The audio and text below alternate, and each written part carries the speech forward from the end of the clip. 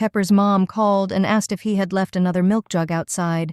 The young man shouted to his mother that he had taken out everything from large dishes to plates. She looked at him and said that now a lot of rainwater will collect. The young boy smiled and ran into his mother's arms. He asked why they were collecting water. She looked closely at all the dishes that were on the street and said that it was not just water. She said that these are fairy drops in which fairies are born. Pepper was surprised and asked his mother if fairies are born in rainwater. The woman looked at her son and stroked his head. She said everything was right, because in a place where enough magical water collects, a fairy is born. The fairy of the forest is born in stingy water in an old tree, is located in a puddle, in a crack. Between the rocks and in the flowing river, the water fairy is born. She looked at her son and said that is why this water is called fabulous.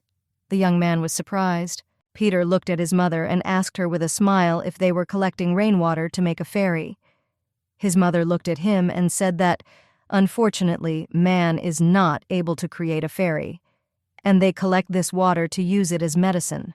The young man was surprised. Together with their mother, they gazed at the raindrops. Only those fairies appeared in the world who themselves wished for this. Dark possessions of death. These dark possessions are called destruction. Their existence interferes with the happiness of people. People live very bright and wonderful lives. But if the destruction spreads, everyone will become miserable. You need to be strong to fight death, but the darkness is very powerful, deadly, and merciless. She knew that, like darkness, she could do her own destruction, and she liked it. In a dark dungeon, she will become the strongest darkness. Looking around, she didn't understand where she was. She saw a dark and narrow room, but the earth led her here. She knew it didn't matter because it was dark enough to become darkness. But among all the darkness, she saw a little boy. She didn't understand who he was. She didn't understand what the little boy was doing in such a cramped room. She noticed that the young man was tied up. Everyone else laughed joyfully. She didn't understand why the boy had such a devastated expression on his face. She thought that perhaps he simply had no soul. A man burst into the dungeon where the boy was sitting. He furiously attacked him and told him not to fuss around, and soon I would leave. The young man was scared and surprised. The man shouted to the young boy to follow him. She didn't understand why the man behaved so rudely towards the child. She couldn't believe that the little boy was locked in such a place, since there was nothing here that could make him smile. She thought that perhaps today was a particularly bad day. With this thought, she watched him for several days. She saw that every day he was called somewhere. After the boy was locked up with meager food, after time had passed, the boy was taken outside again. But still the boy looked at her endlessly, as if afraid that she would disappear. She knew, in truth, that he was constantly trembling with fear. The boy looked at her because of his loneliness and sadness. She wondered if he could experience emotions. She sincerely wanted to make the boy smile. She wanted to show him the happiness that people experience outside these walls. She hoped that she could show him the beauty of the outside world. She wanted to show the beauty of a magnificent city or village or the close-knit family visible outside the window. But she knew that it would be difficult for her to do this alone. Something she could handle alone, and something that could only be felt by seeing her simplest beauty. She wanted to become his flower. The little boy saw a bright glow and was surprised. He saw a beautiful flower of unearthly beauty among the dark dungeon. A moment later, he saw that there was someone in the flower. A beautiful fairy looked at him from a flower. The young man was surprised. He didn't expect anything like this. The little fairy flew closer to him and greeted him. The fairy kissed the boy and said that she really wanted to meet him. She looked at him and said with a smile that she was very glad to meet such a little man. She said she was a flower fairy. She looked at him and said that during all this time she had a lot of questions. She asked him where they were and how they got here. She was surprised that he didn't say anything. She asked him how old he was and what his name was. The flower fairy really wanted the young man to answer her as quickly as possible. She said with a smile that she was a fairy who had just been born, and that she, too, did not know many things. The young man looked at her intently and carefully. He was taken aback and didn't know what to tell her. The young fairy looked at him intently and asked in a trembling voice if he was really cooking. She saw that he looked at least 6 years old, but I was puzzled by the fact that he couldn't talk. It's natural for people at that age to talk. She wondered if the big people here hadn't taught him how to speak. She realized that he had not even been taught words. She didn't know why he was pulled out of prison every day. The fairy of flowers looked at him intently, and she did not like this whole situation. She wanted to teach him to talk. She said that when he learns to talk, they will be able to tell each other interesting stories. She said that she had stories that she really wanted to share with him. The flower fairy smiled and said that she was here and really wanted to talk to him. She looked at him and asked him to answer yes. She wondered if he could say a simple yes. The flower fairy looked at him and said with a smile that she really wanted to make friends with him. The young boy was surprised. He looked intently at the fairy, and in response the fairy looked at him with a smile. In the blink of an eye, the boy picked the flower. A moment later, he caught the young fairy in his hand. She was surprised and did not understand what was happening. The fairy was surprised by the little man's action. She frantically begged him to wait because she wanted him not to hurt her. A man entered their dungeon and opened the door with rage. He looked at the boy and told him to hurry up and get out quickly. The man saw that the boy was hiding something. The man came closer to the boy and asked what kind of grass it was. He was furious. The man looked at the young man and asked what he just ate. He was furious. The young man looked intently at the guard. The guard looked at him furiously and asked if he could even hear him. The little fairy was shocked that the boy had just swallowed her. She said she was having trouble breathing and wanted to get out. She frantically begged him to let her go. The guard looked away from the young man and sighed with a smirk. A moment later, he hit the boy and asked if he was going to answer him. The boy took the blow from the guard. A moment later, he fell to the ground with a crash. The fairy in turn screamed. She was surprised and asked the boy what it was. In a trembling voice, she asked if the guard had hit him. She said she couldn't believe it because the boy had done nothing wrong to deserve the hit. The young fairy asked why the man did this to him. The man looked at the boy with a contemptuous look and showered him with insults. He saw the remains of the flower and asked with contempt whether the boy really ate the grass. The guard came closer to the boy and angrily told the boy to spit out what he was possessed by. The man was furious and did not understand how the boy could ignore him. He furiously hit the boy again, only this time a kick to the stomach. The man frantically shouted to him that he would now explain everything if he did not understand the first time. The man shouted for the boy to spit everything out. The flower fairy was shocked by everything that was happening. She felt very sorry for the little boy. She didn't understand how a man could mock an innocent boy like that. The man mocked the boy. The fairy frantically begged the boy to let her go, since the person would not be able to see her. She said in a trembling voice that people who are not allowed will not be able to see the fairy. The man in turn screamed furiously and continued to tell the boy to spit it out. The fairy was in shock. She felt very sorry for the boy, since he was undeservedly beaten. She whispered pitifully, "Enough is enough." A moment later, she burst into tears as she wanted all the boy's torment to end. A moment later, the boy spat out the contents. The guard saw the remains of a flower on his hand. He stared at the boy for several minutes, but later turned around and left. The fairy looked at the boy who was lying beaten and asked in a trembling voice if he did this to protect her. She looked at him and asked if he thought that if a man saw her, he would lose her. She looked at him and cried. She said that he was a stupid fool since she had said earlier that she could only be seen by the person she allowed. She looked at him intently and said that she could leave. But a moment later, wiping away her tears, she asked for his forgiveness and said that he was the bravest child in the world. The fairy looked at him and said that she would certainly teach him to speak, since she really wanted to make friends with him. She looked at him and said that he should speak up, not hit him when someone does it. She said that he should use words like beautiful and tasty, and also the word like. The fairy looked at him intently and said that she hoped after training he would like her. She looked at him and asked if he would say that he liked her. The young fairy showed the boy a beautiful flower. The fairy asked whether he liked it or not.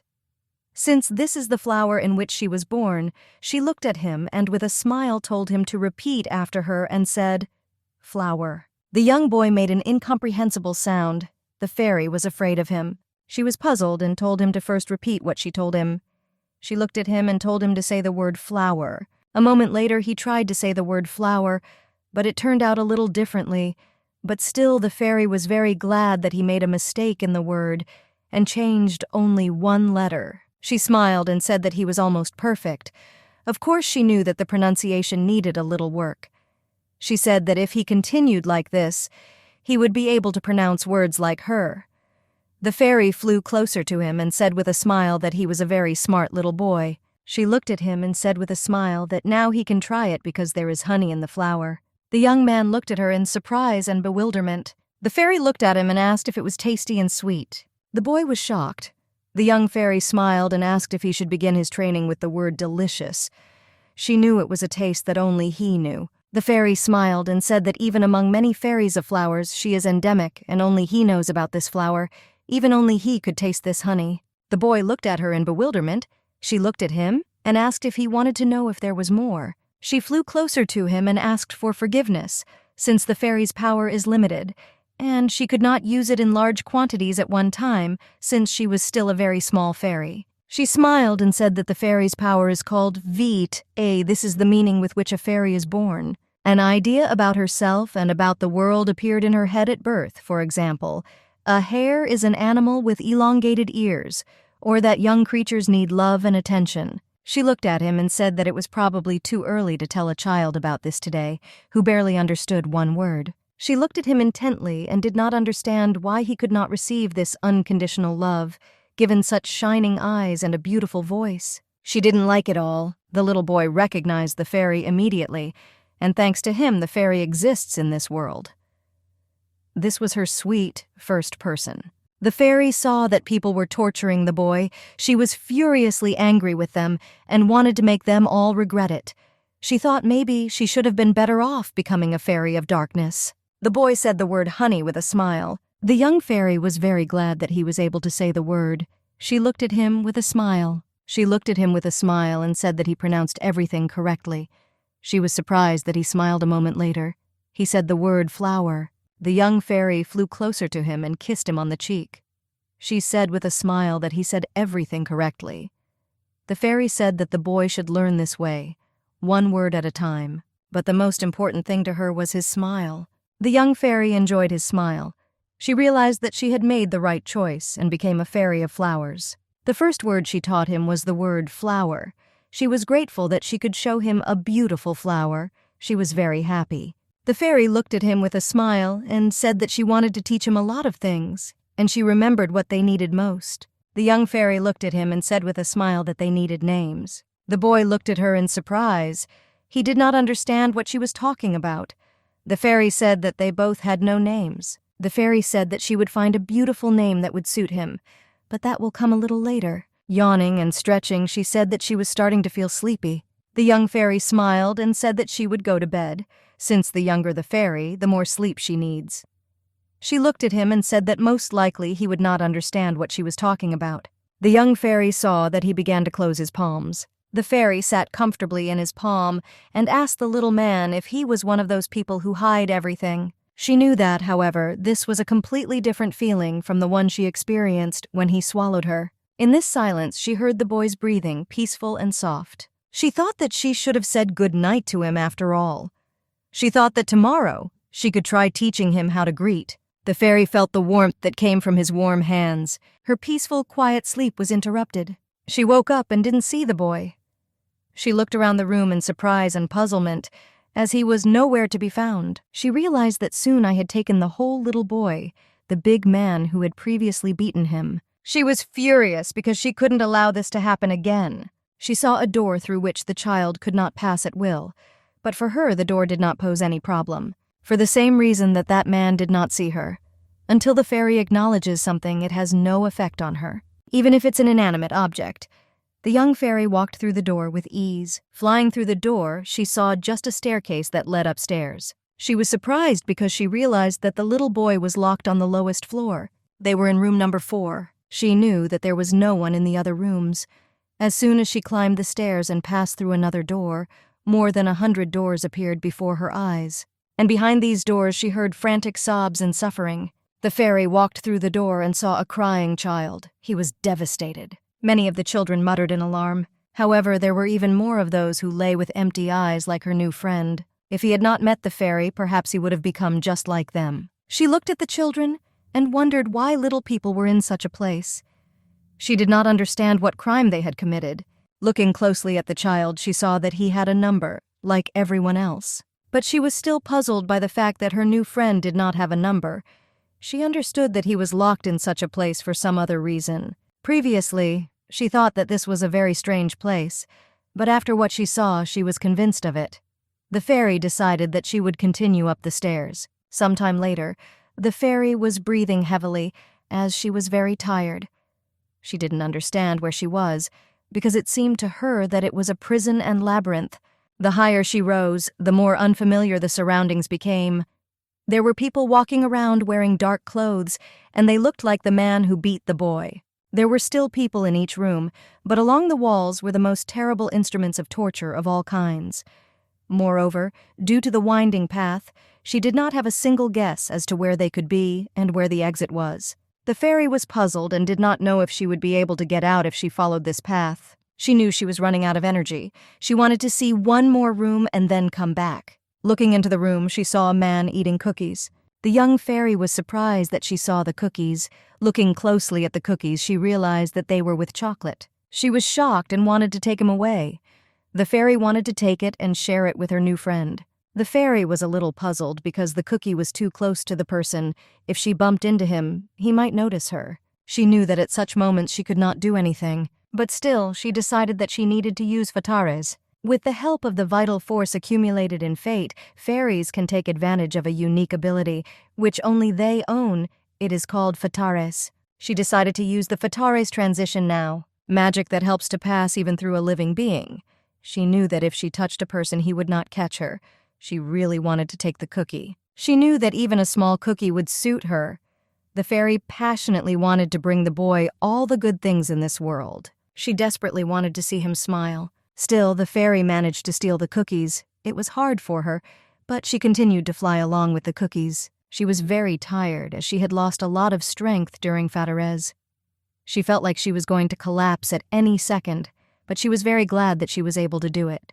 She took away the chocolate chip cookies and really hoped that she would soon be able to give them to the young boy. She hoped he would really like the cookies. The young fairy flew smiling and hummed a song. She was very curious if he would show her his sweet smile again. She forgot her original goal, smiling. She overcame the wall and joyfully shouted to the little man that she had returned. Smiling, she said that she had brought something truly amazing. She smiled and said that he would definitely like it. But suddenly she looked at him and saw that he was sitting on the cold floor and bursting into tears near a flower. The young fairy was shocked. She didn't understand what happened and why he was crying. The young boy muttered something incomprehensibly. The fairy looked at him and asked whether he was hit or not again. Because I saw that he was crying and his fingers were all wounded and bleeding. She didn't understand what kind of cruel person could do such a thing. The boy hugged the young fairy tightly and cried furiously. She realized that now he was crying because of her. She knew that he probably thought she had disappeared. He cried and looked for her. She looked at him and asked for forgiveness. She said she didn't know he would be so sad for her, but she still looked for him. The young fairy tenderly wiped away his tears and said that she promised that she would not leave him alone again. She looked at him and asked him not to cry. The fairy looked at him and said that when he cries, it becomes very painful for her. A moment later, she remembered that she had brought him cookies. She looked at him and said that as an apology, she would give him a gift. She looked at him and said that he had probably never tried cookies. She realized that he had never had the opportunity to eat chocolate chip cookies in prison. The young boy stared at the cookie. The young fairy smiled and said that the cookies were definitely very tasty. The fairy heard an incomprehensible crackling sound and looked at the boy in bewilderment. The little boy broke the cookie and gave it to her. The young fairy was surprised. She looked at him and asked if he offered to eat together. She was very pleased, smiled, looked at him, and asked if he wanted to eat together. The young fairy looked at him and realized that she had already made a decision. In his absence, she wanted to continue exploring this place. The fairy frantically wanted to find out why the boy had to suffer so much. She sincerely wanted to help him. The little boy was the first person she allowed to see her, because he was the owner of a smile that made her happy. The young boy smiled and said that the cookies were delicious. The fairy was surprised. She was very glad that he said the word. She looked at him and said with a smile that she was very glad that he had learned another word. She also said that he was a great fellow. Smiling, she said that he was truly the best person. The little boy really liked the fairies. The boy and the fairy slept quietly and silently in a damp dungeon. The fairy woke up and wondered how long she had been sleeping. Stretching, she looked at the boy and asked if he slept well. She saw that she was very dirty and was surprised. She still decided to ask the little man about it. The fairy understood that she would have to wash herself using her power. She decided to use a drop of water from the source given to her. She was very happy because now she was cleaner. A moment later, she saw a little boy. He woke up. She looked at him and asked with a smile if he slept well. The boy looked at her in surprise. The young fairy smiled and asked if he was surprised. The fairy flew closer to him and said that this is an ability that only fairies have. She said that she wanted to wash him too, but unfortunately, this ability only applies to fairies. The fairy smiled and looked at the young boy. She said she was very glad that his wounds healed quickly. She also said that the swelling on her cheek had subsided, and surprisingly, the wounds on her lips had already disappeared. She looked at him and said with a smile that she thought he was truly a special child. After coming here, she set herself several goals. She looked at him and said that she was not honey, but a fairy. The first goal is to teach the little boy to speak. She looked at him and said with a smile that she didn't need to eat it. The second goal is to someday reach the surface with him. The boy looked at her and said with a smile, "Don't eat." The third goal is to find a name for him. She knew that such a cute child could not help but have a name. The young fairy smiled, flew closer to him and said that everything was true. If he gets a little confused, he can determine everything with his own eyes. A moment later, their conversation was interrupted and they heard a noise. The boy and the fairy looked intently at the man who came to pick up the boy. Her last goal is to find out what the boy went through. The man looked at the boy with a furious look and told him to get out. The fairy was furious because she realized that the man had come again to take away her friend. She decided that this time she would not send him alone. The young fairy flew closer to the boy and quietly whispered in his ear not to worry, as she would immediately follow him.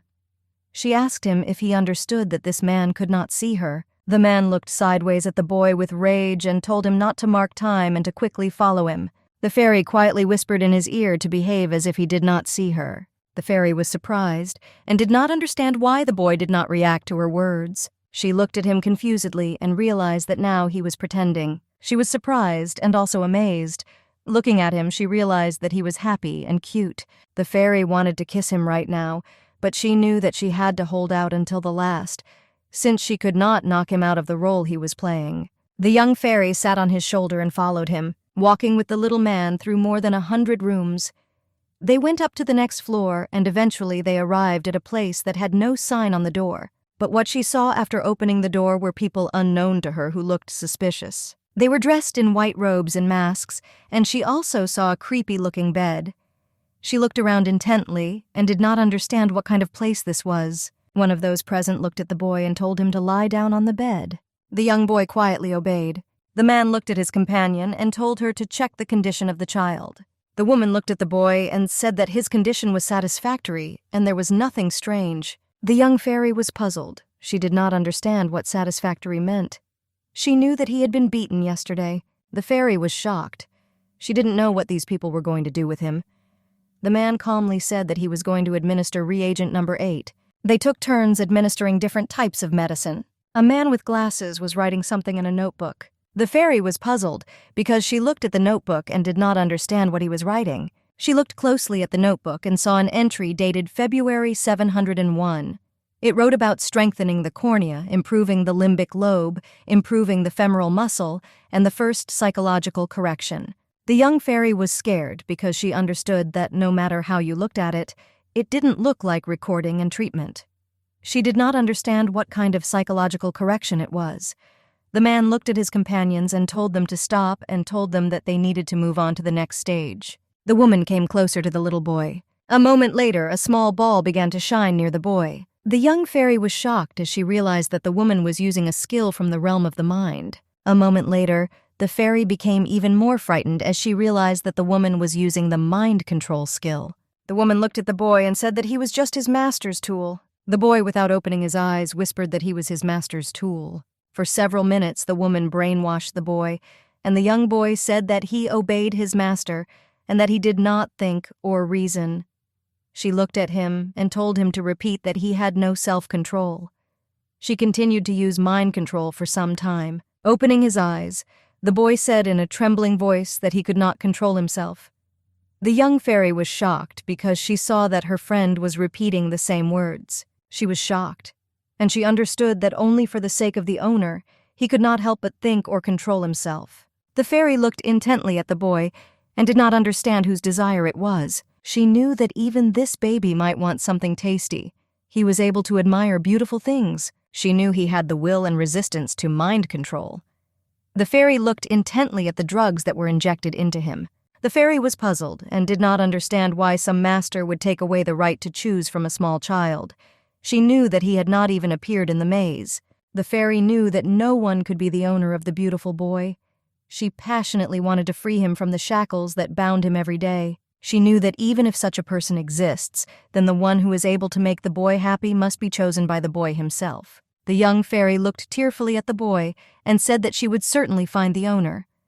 She asked the boy not to give in to this whisper. She flew closer to him and said with a smile that they would never do something like that to him again. The young boy smiled. His smile was short-lived. The people present in the room were surprised that the boy smiled. The fairy looked at him tearfully. She frantically begged him not to give in to the whisper. She was very glad that he smiled at her. The man was shocked that the boy smiled. The woman looked at him, puzzled, and asked what he said, because she knew that this was simply impossible, since she was sure that her mind control was definitely working. The man, who was closely recording and watching the boy, said that the boy definitely just smiled. He looked at the woman and told her to increase her consciousness control.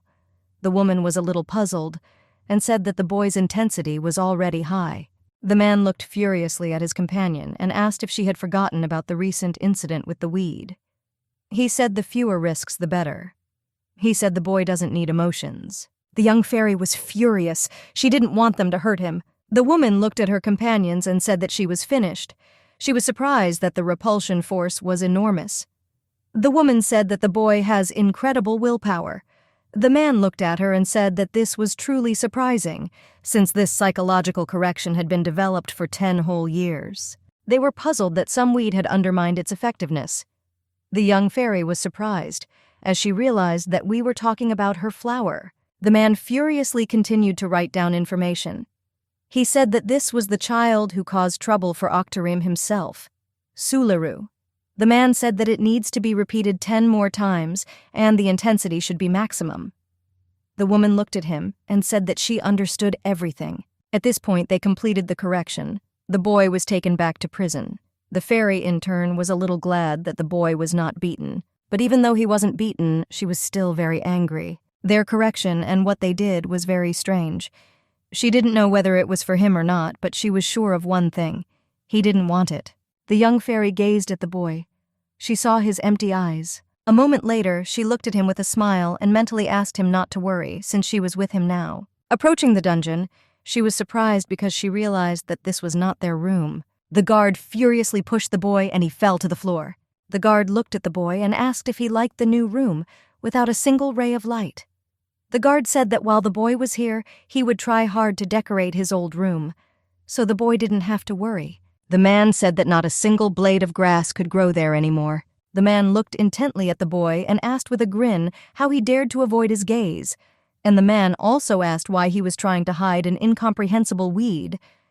The man said the boy must have been looking at him with a grin. When leaving, the man told the boy to wait for him, as next time it would be even more fun. After the man left, the young fairy flew up to the little man and asked if he was okay. The fairy said that the man was a very bad person.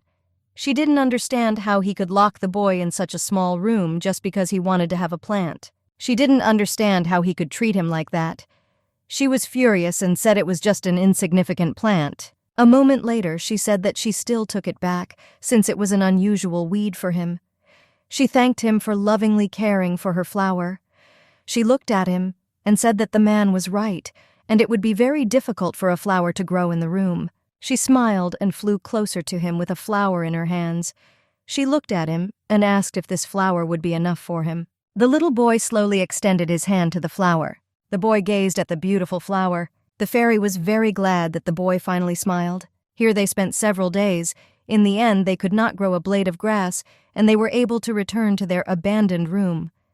The guard looked at the boy with contempt and said that a gloomy room suited him better. He said that from that day on he would keep a close watch on the boy. The man said with a grin that the boy should be careful and called him number 4. The young boy gazed after the leaving man. The young fairy was surprised that the man called her friend number 4. She was furious, because she knew that this could not be the name of her friend. The fairy flew closer to him and told him not to worry about it. The fairy smiled and said that she would definitely come up with a more beautiful name for him. The boy muttered something incomprehensible. She smiled and said that she was a fairy. The boy looked at her and said that she was a fairy. She flew closer to him and said that he said everything correctly and well done. She repeated once again that she was a fairy. The fairy was very worried as she had to make an escape plan and also provide him with food. She understood that for this she would have to leave often. She didn't know if everything would be okay. She looked at him and thought that she should teach him now. The fairy flew closer to him and told him to look at her. She thought that she needed to let him know that she would be back, even if he couldn't see her. She said that from now on, she would often disappear for a while, but she would return immediately. So he will have to wait. She looked at him and asked if he understood. Looking at him, she realized that he didn't seem to understand a word. She realized that she needed to show him directly. The main essence of the Fatare's transition is the concentration of energy, this origin, inside and becoming a spirit. In other words, demoralization and becoming invisible to the human eye. Now she has become invisible to the young boy. The boy looked puzzled at where the fairy was. A moment later he looked around the room and muttered something. The fairy realized that he was looking for her. She didn't know whether to show up now or wait a little longer. A moment later she appeared before him in her usual form. The boy muttered something puzzled. The fairy smiled and asked how he was. A moment later, she saw that the boy began to cry. The fairy looked at him in surprise, as she did not expect this. The boy called her in a trembling voice.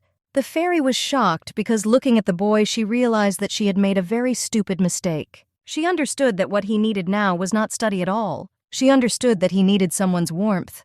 The fairy flew closer to him as she wanted to calm him down. She promised that she would protect him, but she made him cry again. She didn't know what to do to make him stop crying.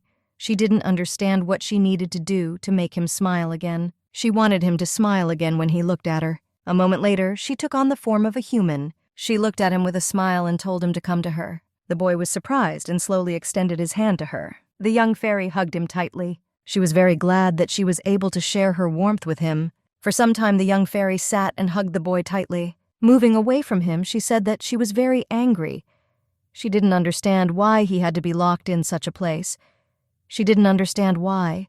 He was constantly being beaten. She said he should eat normal food, not something that tastes like garbage. She looked at him and asked why he was required to live for others and not for himself.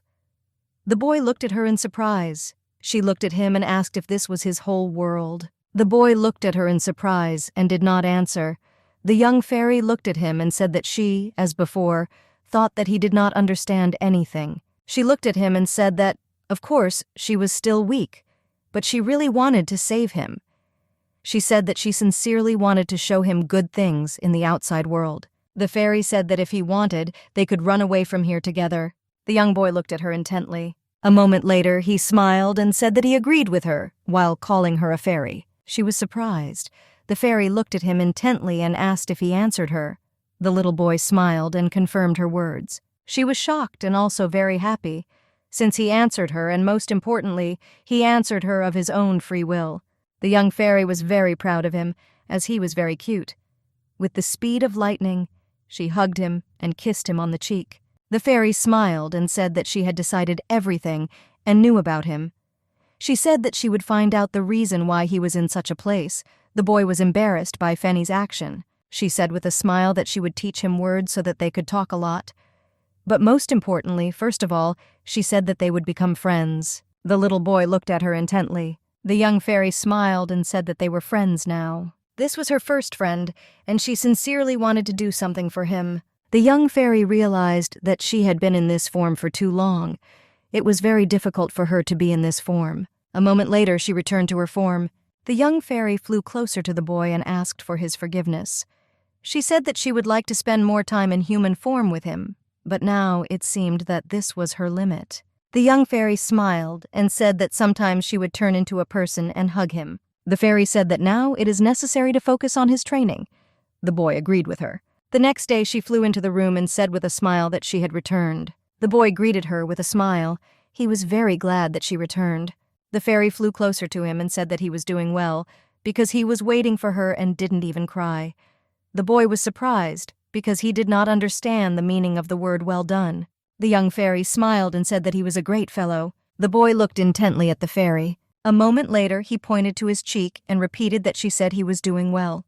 The young fairy looked at him in surprise. She asked in confusion what he meant by this. A moment later, she looked at him and asked if he wanted to ask for a kiss as a reward.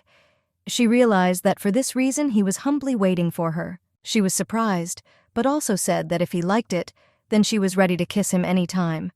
A moment later, she flew up to him and kissed him on the cheek. She looked at him and was surprised, as if he understood what she was saying.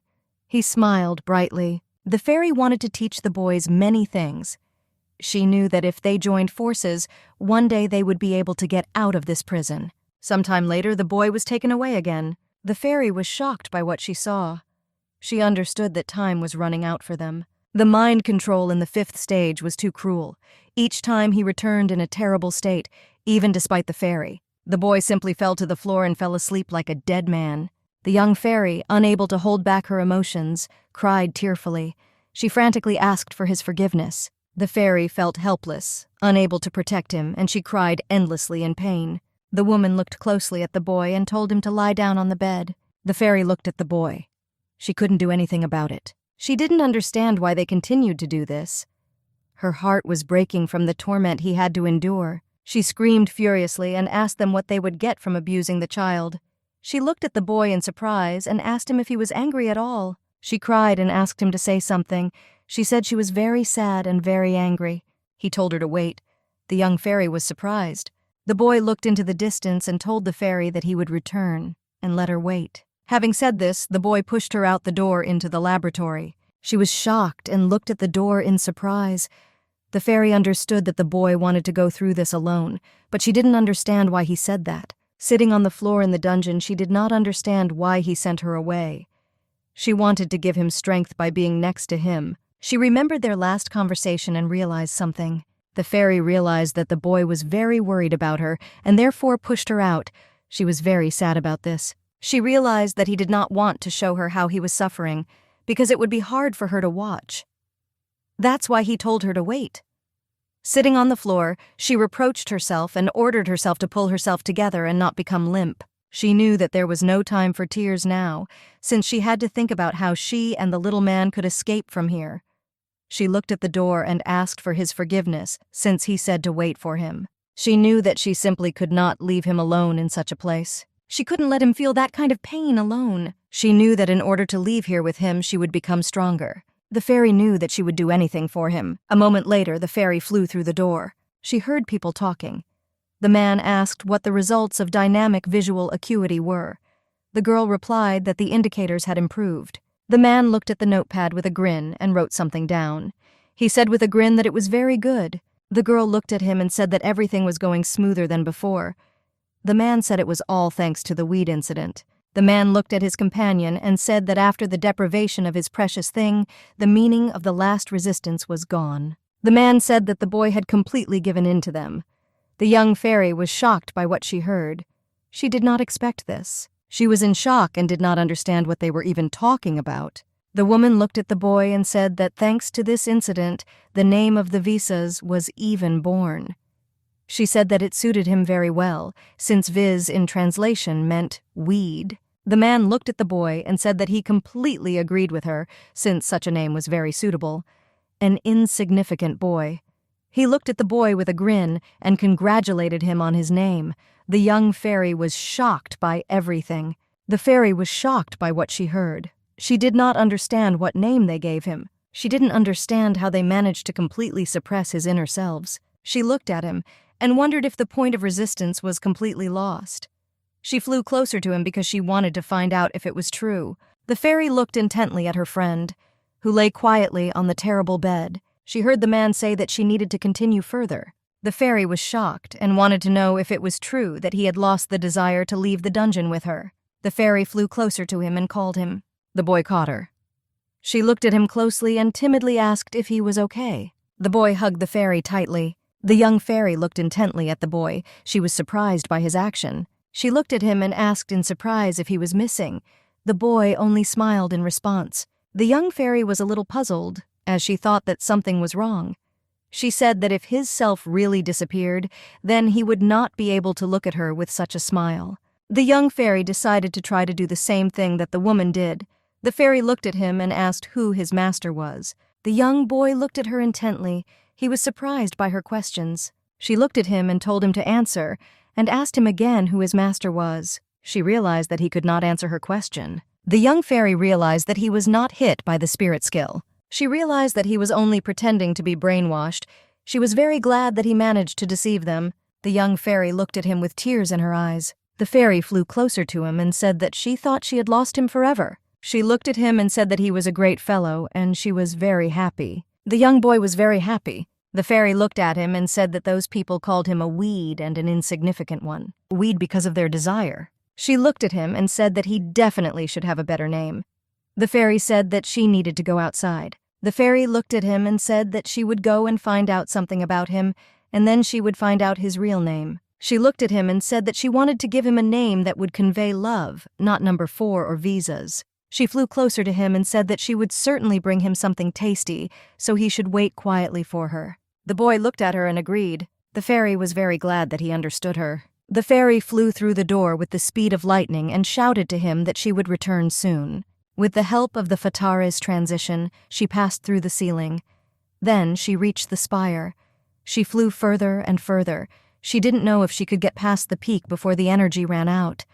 But still, she knew that she could overcome everything and get out with the boy. When she got out, she saw the top of the tower.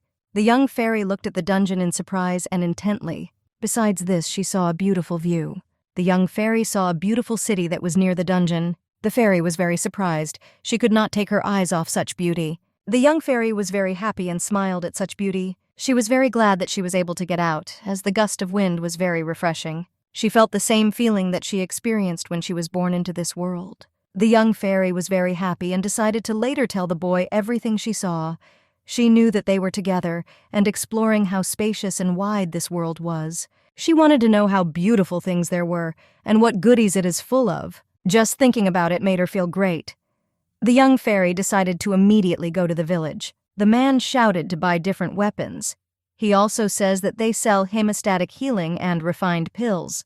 The woman looked at him and said that the scabies crystals were grade 4.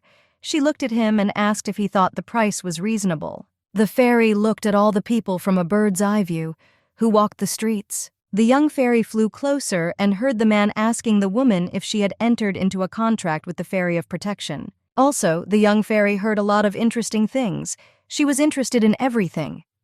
She looked at everyone in surprise with a smile. She knew that due to the fact that the village had the domain of destruction, many things useful in battle were sold here. The man was asked where the fairy does not fall from. The man looked at the interlocutor and said that it was too expensive to buy through an intermediary. The other man, in turn, said that if a fairy caught his eye, he would instantly catch her. The young fairy realized that she needed to be careful so that she would not be noticed or caught. The young lady heard someone say fairy. She was surprised. The young fairy gazed at the older fairy. The fairy looked at her new friend and asked her whether she was a fairy or not. When the fairy began, she realized that in front of her was a real fairy. The fairy looked at her new friend and asked when she was born. The flower fairy modestly said that she was born in the area from a fairy drop. The fairy looked at the flower fairy and was amazed. She said that she was a newborn Ison and was born on uranium. She was amazed. From the conversation, the flower fairy realized that fairies rarely appear in such a place. She didn't know about the number of fairies in each region, but could only understand the Ison. Ison is a word that denotes the level of a fairy. Fakes are classified into levels depending on the number of their attributes. The first attribute is Istin, the second attribute is Ferial, the third is Biakalis, the fourth attribute is Kranfa, the fifth attribute is Yula. The last level is the Fairy Lord. Most remain with the title of Bakalas and 3 attributes. Only a small number reach Kranfa. The fairy smiled and said that she was a Kranf fairy. She also said that she was very glad to meet the young fairy. The young fairy was surprised that her first meeting was with a fairy of great rank. The young fairy noticed that her new acquaintance had been looking at her with great friendliness just a minute ago. The fairy looked at the flower fairy and asked what her name was.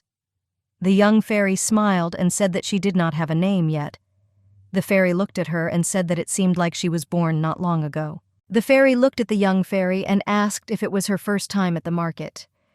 The young fairy smiled and said that it was so, and she was still looking around. The fairy looked at the young fairy and asked if she should give her a tour. The exact fairy smiled and thanked her new friend. She said that she had used up all her energy, so she would have to return soon. The fairy said that it seemed that her destiny was empty. The fairy looked at the young fairy and told her to extend her hand to her. A moment later, a bright light illuminated the fairy. The young fairy was surprised because she realized that the energy of Pei Vita was flowing into her. The young fairy looked at her companion and said that it was already full. The fairy smiled and asked her for forgiveness. She said that the Isin's Fatuma is very small. The fairy looked at her new companion and said that since she had a lot of energy, they could do something interesting. The fairy looked at the young fairy and asked what she wanted to do. The young fairy said, puzzled, that first of all, she would like to find a watch and bread. The fairy looked at her companion in surprise and asked why bread, since there was something more delicious. The flower fairy looked at her companion and asked if bread didn't taste better than cookies. The fairy smiled and said that there was an attack, but there was one, and asked if the flower fairy would like to try it. The fairy looked at her companion and asked what she preferred. A moment later, she pulled something interesting out of the portal. The fairy smiled and handed the young fairy cotton candy. She told her to try it with a smile. The young fairy was surprised. She asked her companion if it was the Fatara's door that opened the fairy star. The fairy looked at her companion and said with a smile that everything was right, and this was a convenient Fatara's like a pocket. The young fairy nevertheless decided to try how cotton candy tastes. Taking a bite, she was amazed, because it was very tasty. The fairy looked at her companion and asked if she liked it. The young fairy said with a smile that it was very tasty, and asked if she could take it with her. The fairy smiled and said that she could do whatever she wanted. The young fairy smiled and said that she wanted to share with the human child who lives with her. She said that unfortunately, he had never tried anything like this. The fairy was surprised and asked who this child was who had never eaten such a thing. The young fairy looked at her companion and said that there was a reason for this. The fairy angrily looked at the young fairy and asked if she had really become a contractor. The fairy was puzzled because she knew that the young lady was not yet able to do this. The young fairy smiled and said that this was her precious first friend. Therefore, if there is something good, she wants to share with him. The fairy looked puzzled at her young companion and told her to separate from him. The young fairy looked at her companion, puzzled, and said that she could not do this since she really liked him. The fairy looked away, puzzled, and said that she expected such an answer. The fairy looked at the young lady and told her not to worry too much. She said that people are very capricious, and they live in a different time. The flower fairy was puzzled because she knew that her friend was not capricious, since he always looked at her with a smile. And when she transformed, they became the same age. She knew he wasn't living in a great time for her either. She knew that the boy was no different from her. The fairy sighed heavily and said that it was okay if she didn't understand her words now. The fairy patted the young fairy on the head and said that she was still very small. The fairy looked at the young lady and with a smile said that she was giving her this cotton candy and asked her to place the cotton candy in her star. The young fairy smiled and said that she would certainly do so. A moment later, the fairy transformed. She looked at the young lady and said that they could go find some bread and a watch. The young fairy smiled, and they walked slowly. The fairy looked at the young lady and said that she chose the watch and gave the money. She also said that when buying things, you need to pay money. The young one was especially a little puzzled. She asked what to do if there was no money. The young fairy asked if she could just take the goods.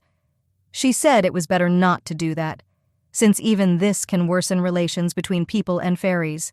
Therefore, to prevent this from happening, the fairies made rules. She said stealing and harming people is prohibited.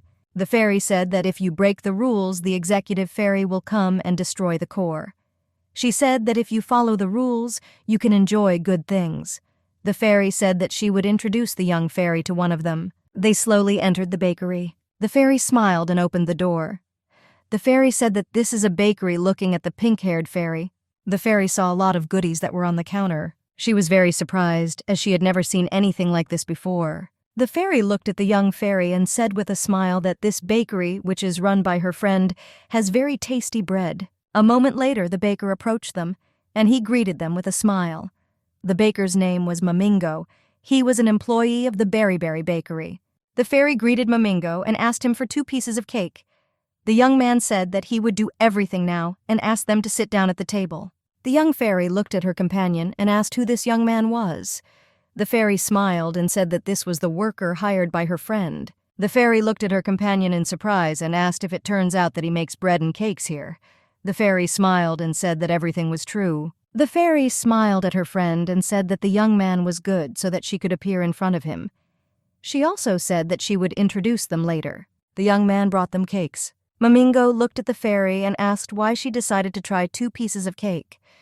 The fairy smiled and said that she was not alone, and she would eat with her friend. The fairy looked at the young fairy and asked if she would show herself to the young man. A moment later, the young man saw the young fairy. He looked closely at the fairy and said that it was the first time he had seen such a cute fairy. The young fairy was surprised. She didn't understand why she was cute. She looked at her friends and asked if she was cute. Her new friends confirmed that she was cute while smiling. The young man looked at the cute fairy and asked what her name was. The older fairy said that she did not know, since the young fairy had not yet decided. The fairy said that you can't ask her about the attribute yet, since usually the attribute is also presented along with the name. The young fairy stared intently. She was looking forward to trying it. The fairy saw that the young lady was very hungry. She wished her bon appétit with a smile. The young fairy also wished her companion bon appétit and flew up to the cake with the speed of lightning. After the young fairy tried a piece of cake, she said with a smile that it was very tasty. The fairy laughed and asked if it was so delicious that she even cried. The young fairy was shocked, as she had never tasted anything tastier. She knew that cotton candy and chocolate chip cookies couldn't compare to cake. She knew that she couldn't be the only one who would try such a delicious thing. The young man looked at the young fairy and said that she left a lot. He looked at her and asked if she didn't like the cake. The young man was a little surprised, because he knew that she really liked it. But for some reason, she didn't eat any more. The fairy looked at the young man and said that the young fairy just wanted to take the cake to her friend. The young man looked at the young fairy and said that in that case he would give her some bread and she could eat with her friend. The fairy was surprised. She looked at him and asked if she could definitely take him. The young man looked at her and said with a smile that, of course, it was possible. The young fairy looked at him and said with a smile that he was indeed a very good person. The fairy said that she would certainly repay him for his kindness. Mamingo looked at the young fairy and said that she could come with him and choose what she wanted. The fairy slowly flew after the young man. She saw flowers. The young fairy looked at the young man and asked if he liked the flowers. The young man said that he really liked them, but he could not buy them often because they were expensive. The young fairy was surprised. The young man said that they were expensive because it was not easy to grow plants in their region. The young man looked closely at the fairy and said that due to the fact that they were located next to the domain of death, it was difficult to grow flowers. Even if you grow them, they will quickly wither and die. This is life next to death. It's like living in gray. He said that may be why most people like flowers. Just by looking at them, everyday life comes alive. For this reason, flowers reduce people's fatigue. The young fairy gazed at the flower. She didn't know whether the young man would like her flower, but she really wanted to repay him. He looked at her and said with a smile that she could choose. She realized that since he said that he liked flowers, he would certainly like her flower. He looked at her and asked if she had chosen what she wanted. The young fairy looked at him and said with a smile that she had chosen, and she would like strawberry tart. Misha smiled and told her to wait a little, as he would prepare everything. The young man looked at the young fairy and said that along with the strawberry cake, he gave her a baguette and the remaining cakes.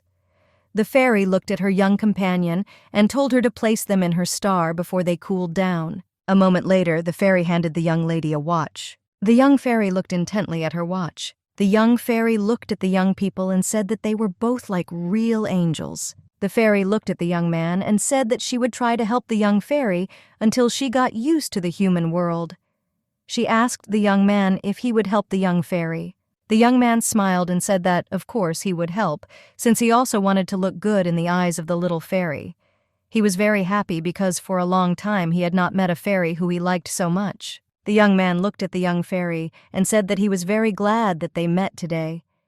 He also said that if she needed help, she could contact him at any time. The young fairy was very happy and grateful to them for their support. The fairy looked at the young lady and said that she would like to give her some advice before they parted. The fairy said that people here should not be trusted. She said that they were unusual because they live near the domain of doom. She said that there are plenty of people here who will not hesitate to do something unpleasant. Silver also said that the young fairy would never go out at night, because at night the influence of death becomes stronger. The young fairy smiled and thanked her friend for her concern. Silver looked at her young companion and told her to be sure to say her name the next time they met. The young fairy smiled and said that she would certainly do so. The young fairy said goodbye to her friend. Silver stood for a while and watched intently as the young fairy flew away. The young fairy slowly returned back to her friend. She felt a pleasant wind. The young fairy thought that it felt like this because she had experienced many wonderful things today. A moment later, she realized something was wrong. She felt a feeling she hadn't felt during the day. She realized that it was death. The young fairy was surprised and wondered if it might be because she had been in darkness for a long time. But a moment later, she realized that she felt a surge of energy. When she was born, she liked the dark, but after meeting the little man, this changed. With the help of a flower that overcame the darkness, she learned the joy of that boy's smile. The young fairy looked into the distance and said to Destruction that she felt her call and heard her enticement.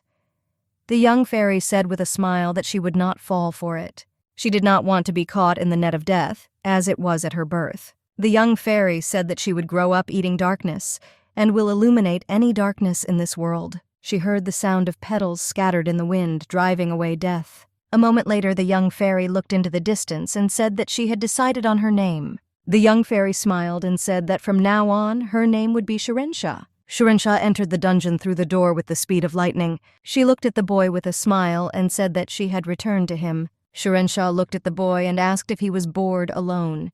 She said that she brought him a mountain of amazing things.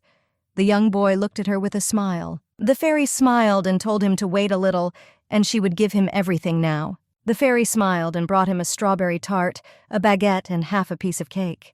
The young man looked at everything, puzzled. The fairy laughed a little and said that she had the same face when she first saw a lot of goodies. The young fairy and the boy quietly enjoyed their meal. The young boy looked at the fairy and said that it was very tasty. She looked at him and with a smile told him to eat everything slowly. The young fairy looked at the boy and said with a smile that she saw something else in the market. She said with a smile that she saw a cat. She knew that although this was a Fatara's disguise, it could not be distinguished from the real one. The young man looked at the fairy in puzzlement and surprise. The young fairy looked at him and said with a smile that if he touched him, the disguise would disappear. Since this is an illusion imposed on top, the young fairy looked at him and said with a smile that she had the most important news for him. She said with a smile that she had come up with a name for herself. The young fairy said with a smile that her name is now Shirensha. The boy looked at her in surprise. She looked at him and said with a smile that from that day on her name was Shirensha. Shirensha looked closely at the boy and asked him to repeat her name. The young boy tried to repeat her name. For several minutes the boy tried to pronounce her name. He couldn't do it, but the young fairy did not give up. She pointed out his mistakes several times. The young fairy looked at her friend and said that it must still be difficult for him to pronounce such a name. She looked at him and said that she thought he was doing well, Ren said. The fairy looked at her friend and said that he could call her Ren. The young man looked at her and called her by name with a smile. The young fairy smiled and said that he was great. She learned that it would be very nice if he had his own name. She looked at him closely and confusedly wondered if she would ever be able to find his name. She knew that even if she could find a name for him, she still didn't know if it would make sense in a place like this. The young fairy looked at the boy and asked if she could give him a name. The young man looked at her in surprise, but a moment later he said she could give him a name. The fairy said with a smile that the name is very important. She was surprised that he could give her an answer so easily. The young fairy looked at her friend and said that they could come up with a name together. She would really like to come up with a name that would suit him. The fairy said that she would like to give him a name that had the meaning of hope for divine blessing. She said the name should have 3 syllables of the source. She wondered for a moment if she could come up with a name similar to her. After a few minutes of thought, she said with a smile that she would now call him Ren. The young fairy looked at him and with a smile told him to repeat it. The young man looked at her in surprise and repeated his new name. The young fairy smiled and said that he was her source, so she wanted her name to have 1 syllable from his name. The young fairy smiled and said that he was her Rio, and she was his Ren. He looked at her in surprise. A moment later, he said with a smile that she was his Ren. The young fairy was surprised, as her heart began to pound violently, as if her core had broken.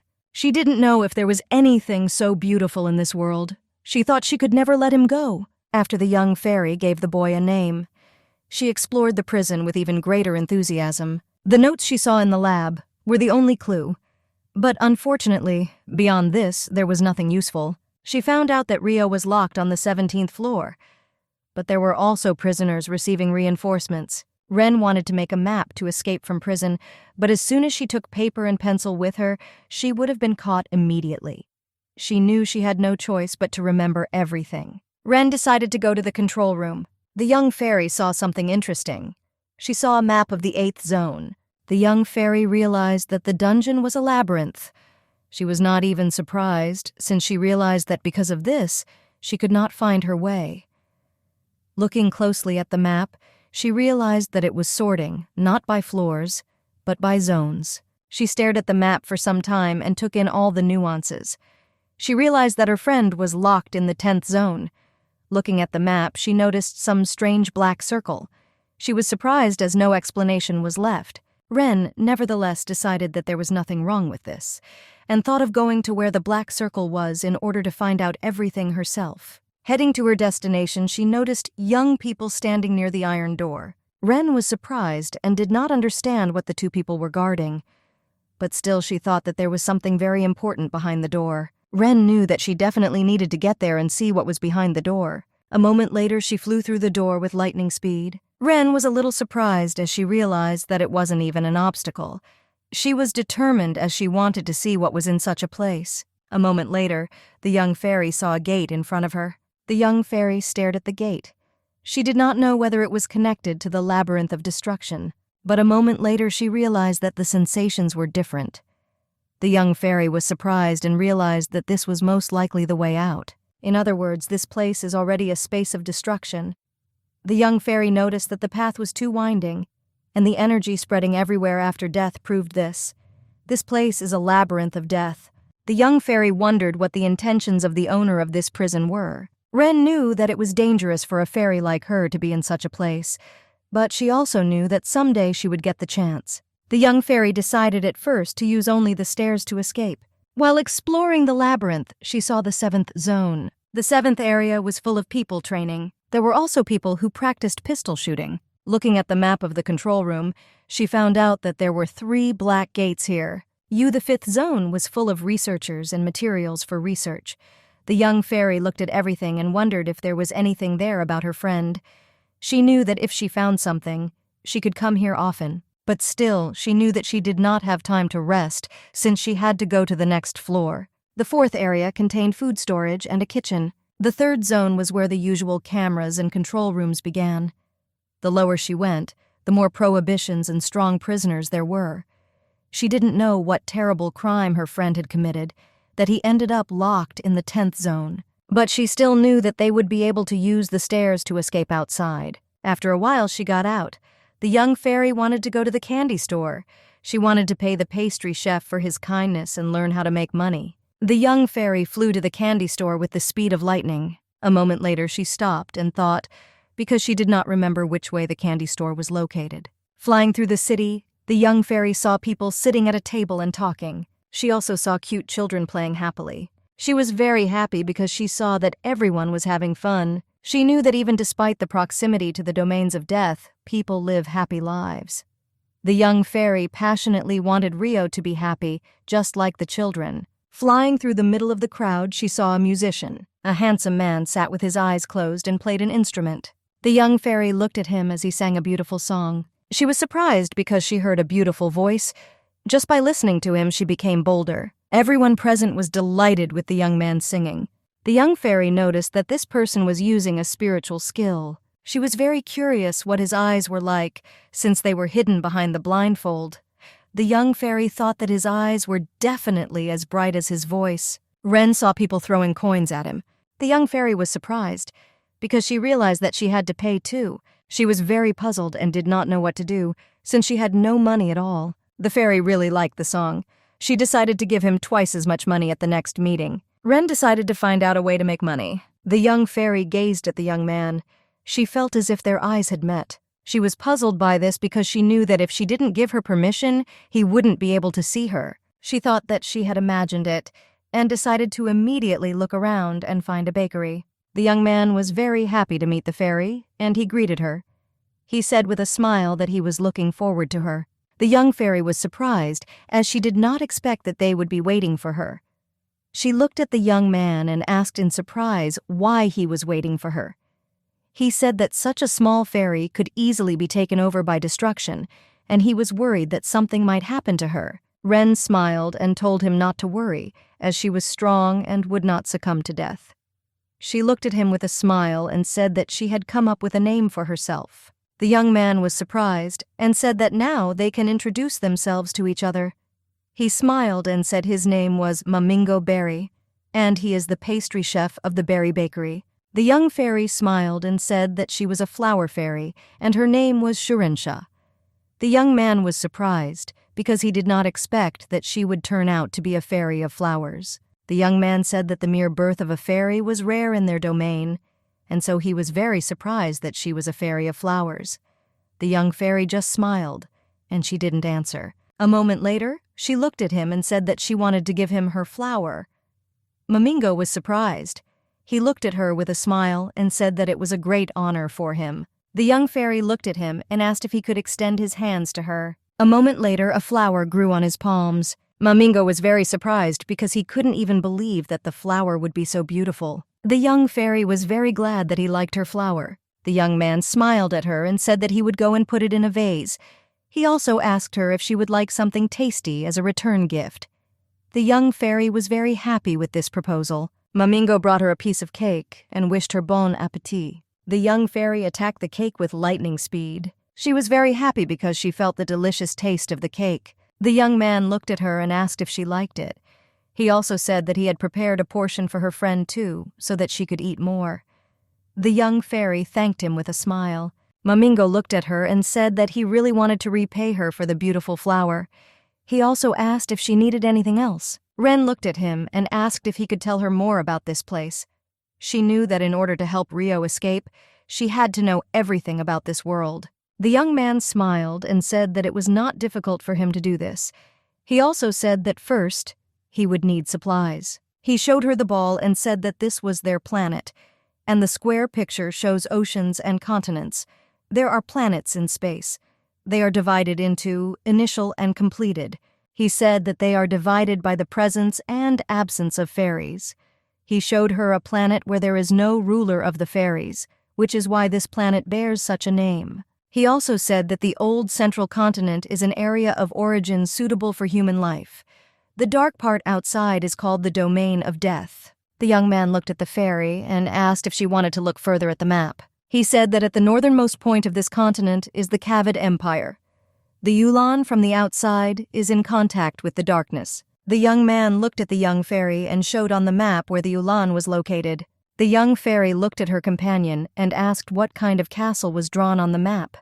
Mamingo said that this was the castle of the ruler of the Lancers. Mamingo said that the castle is known as the worst underground prison in the Ethos Empire. He said that a doom maze was built using it. The worst criminals go there. They can't get out anymore. Ren said that the labyrinth in its death resembles a cancer spreading throughout the area of origin. She looked at it and asked if people could use it. He smiled and confirmed her guesses and said that so far the properties were fine. She looked at him and asked if he knew about the existence of the main destruction. Became the core of the labyrinth of death. The young man said that the main death was originally a fairy of the rank of Eula, a fairy who turned into an evil spirit. She was sealed and left in the labyrinth. Ren looked at the map and asked if it turned out that Ithos was now under the control of a ruler.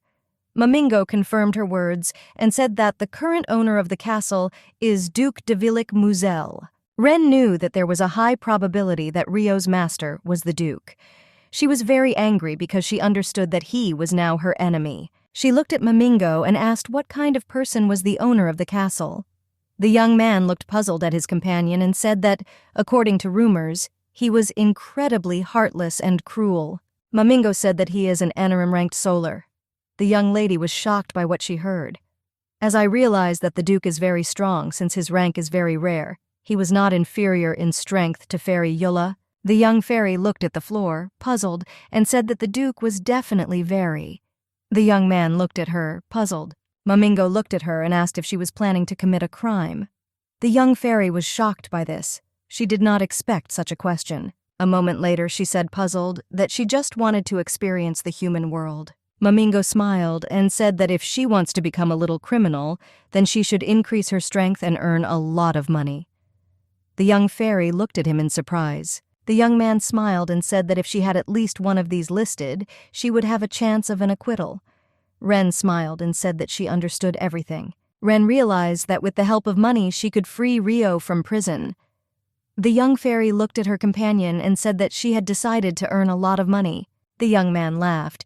He looked at her with a smile and asked how she would do it. Ren said that she wanted to sell flowers, and also asked what he thought about this. The young man smiled and said that this was very good, because he was sure that everyone would like the flowers.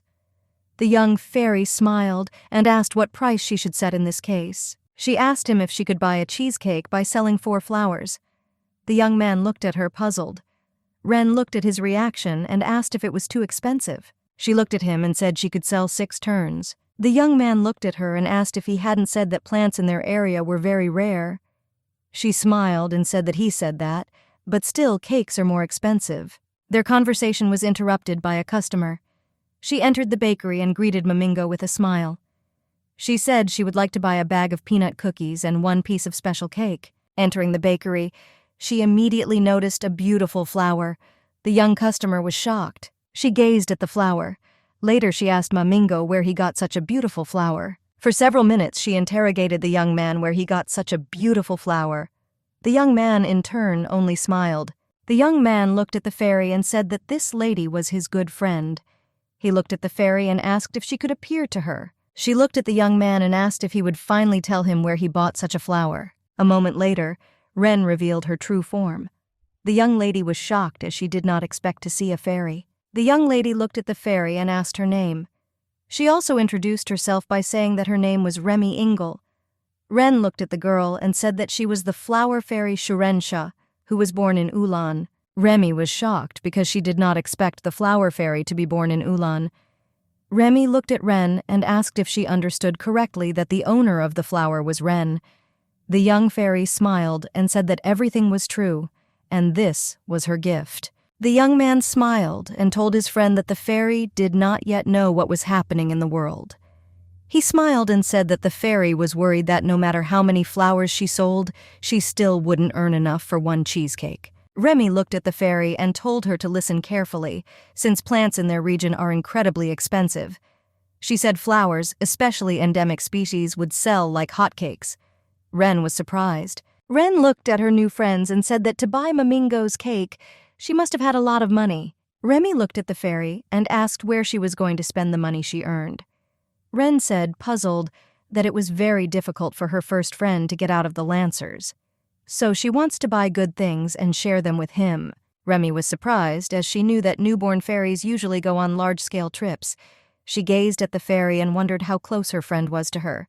Mamingo looked at Ren and said that he was talking to the fairy she met a couple of days ago, and she said that she would come to them soon. Ren was very surprised and happy about this news. Remy looked at Ren and said that she was thinking about something. Ren looked at her, puzzled. Remy said that it was better for the fairy not to tell anyone that she was born into the Lancers. She said that not only were there dangerous people of all kinds, but the owner of the castle herself might come to her. Ren was a little puzzled because she knew that the owner of the castle was the Duke. She looked at her friend and asked why this famous and scary man could come for her. She said that the owner of the castle periodically receives lists of fairies living in the Lancers. He organizes grandiose receptions to which he invites powerful and special fairies. Remy said that since Ren is the fairy of flowers, which was born in the Lancer, then she will definitely receive an invitation from the owner of the tower. Ren was shocked as she realized that this was the man who imprisoned her friend. The young fairy was puzzled because she knew that he had not yet guessed about her. But a moment later, she realized that someone might have seen a flower that grew in prison. She knew she had to be careful after this. Remy looked at her and said with a smile that before her face darkened further, she suggested that she come up with individual characteristics that people could use. The young fairy looked at her friend in surprise. She didn't understand what characteristics she was talking about. Remy looked at the fairy and said that she was a little fairy who came from the south, known as a fairy who sought wealth, and the reason she came to the Lancers is to sell her flowers at high prices. Mamingo looked at them and said that this sounds good. He said that in fact there are many such examples. Ren looked at her friend and said that she really liked the legend. She also said with a smile that Remy is simply a genius. Remy smiled and said it was a piece of cake. Ren smiled looking at Remy and said that if it weren't for her, Ren would have continued to worry alone. Remy squeezed Ren in her arms and asked her how she could be so cute. The young fairy was shocked. Remy said that she wanted to secretly put it in her pocket and take it with her. A fairy came into their bakery and asked who dared to torment her cute little fairy. Daya looked at those present, puzzled and angrily. Daya looked at Remy and told her not to bully little Ison like that. Remy, puzzled, said that she was not mocking, but just being cute. Ren looked at Dayu and said that she had finally come up with a name for herself. The fairy smiled and said that in that case they could introduce themselves to each other. She looked at Ren and said that she was Kranfa, the mineral fairy, and her name was Klondaya. But everyone calls her Daya. Ren smiled and said it was nice to meet you. She said with a smile that she was the fairy of flowers, and her name is Shirensha. Daya looked at Ren in surprise. Daya said that the birth of a flower fairy is very rare in their region. She did not understand how a fairy of flowers could be born in a Lancer. Ren looked at everyone, puzzled, and said that she was just as shocked as everyone else. The young man looked at the fairies with a smile and said that since they had already finished with the performance, they could sit down and eat something. Daya looked at Ren and asked how about transforming into a human. Daya said that if she lacks energy, she will gladly share hers. Ren looked at the fairy in surprise and thanked her. Daya said that in this case she would be the first to transform. The young fairy looked at her friend in surprise and said that she would also transform. Daya looked at Ren in surprise. She said that at least she didn't expect this. Mamingo and Remy looked at Ren in surprise. They were shocked because the young fairy in human form was very sweet and beautiful. Mamingo looked at his companions and told them to sit down, and he, in turn, would bring them tea and snacks. Daya looked at Ren and asked if she understood correctly that the young fairy wanted to make money by selling her flowers. Daya asked how many flowers Ren could grow in one day. Ren said she could grow about 15 flowers in one day. Daya asked Ren how she planned to sell them. Ren said she would offer 1 flower at a time to people at the market. Daya looked at the young fairy puzzled and said that this would not do. Daya told Ren that she didn't realize the value of her flowers. She said that the fairy should try to use the full potential of her flowers. Daya said that you can sell them in the store. Mamingo said that flowers can be sold by the ribbon. Daya looked at the young fairy and asked for forgiveness. She said Ren probably doesn't know who Flora is. Flora is the best florist in Yulan. Her skill in harmoniously weaving flowers is beyond praise. She also ties the ribbon using her soul skill, and the long freshness of flowers is its advantage. The young fairy was shocked. She said that these words alone seemed to show what an incredible person she is. Ren thought that, most likely, she could trust such a person with her flowers. The fairy confirmed Ren's words and said that Flora would be able to better appreciate her flowers. She said that giving her the order before the sale would save Ren time and be more convenient for her. The fairy smiled and said that it was late today, so it was better to go to her tomorrow morning. Remy said with a smile that she might as well come with them. Remy said she could help them and show them the way. Daya looked at the young lady puzzled and asked if she wasn't busy with her job as a broker. Remy smiled and said that she was currently studying with her mother, so she would have time. Remy looked at Ren and asked what she thought about 8 in the morning. The young fairy was about the task but looked at her friend because she didn't know if she could wake up on time. Remy said you could just set the alarm. The young fairy said, puzzled, that her friend had some circumstances, because he is locked in a dark room where sunlight does not reach, and personal belongings are also prohibited there. Those things are like an alarm clock because they will make noise. Ren said she was telling this information to the three of them because she felt she could trust each of them. The young people looked at her closely and were surprised, but they were also pleased that she trusted them. Remy said she didn't know that. She looked at the fairy, puzzled, and said that she could come as soon as she woke up. Remy looked at the fairy and asked if she needed anything else. She said that if she needed any information, Ren could easily contact her at any time. Ren looked at everyone present and asked if they had a book with which you can learn to write and read.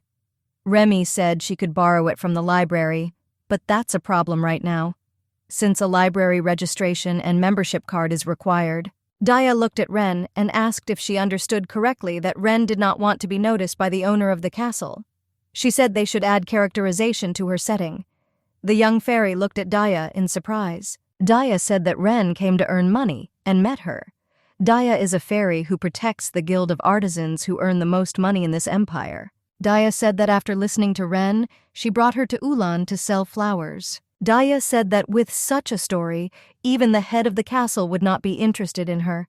She said that the head of the castle only interacts with battle fairies of the rank of Bakalas and above. The young fairy thanked her new friend. Mamingo looked at Ren and asked how he should care for her flower, since he wanted to admire it for a long time. Ren looked at the young man and told him to simply take care of the flower like other plants. At least her flowers possessed in their sleep, driving away death. She knew she would have to wait a bit to see how it would work. He looked at Ren and said that she was a little fairy and didn't know much about her flowers, because he really wanted to know how to care for them so that the flowers would last a little longer. The young fairy looked at the young man and asked how about growing a flower for him every time she came. The young man was surprised. The young fairy smiled and said that he was still kind to her from the very first time they met. She knew that if she became friends with the young man, she might ask for cake again.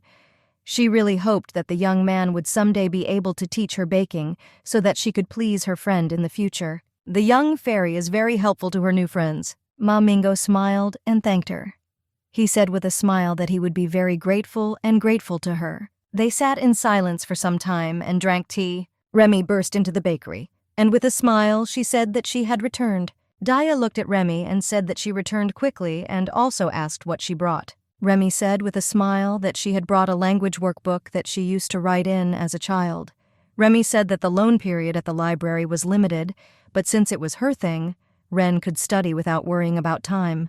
The young fairy looked at her friends and thanked them for all the kindness they had shown her. Remy smiled and said that she was very embarrassed when Ren spoke with tears in her eyes. Daya looked at Remy and Shurensha and said with a smile that they were very similar to each other. Daya looked at the young beauties and asked how about tying each other into an agency agreement.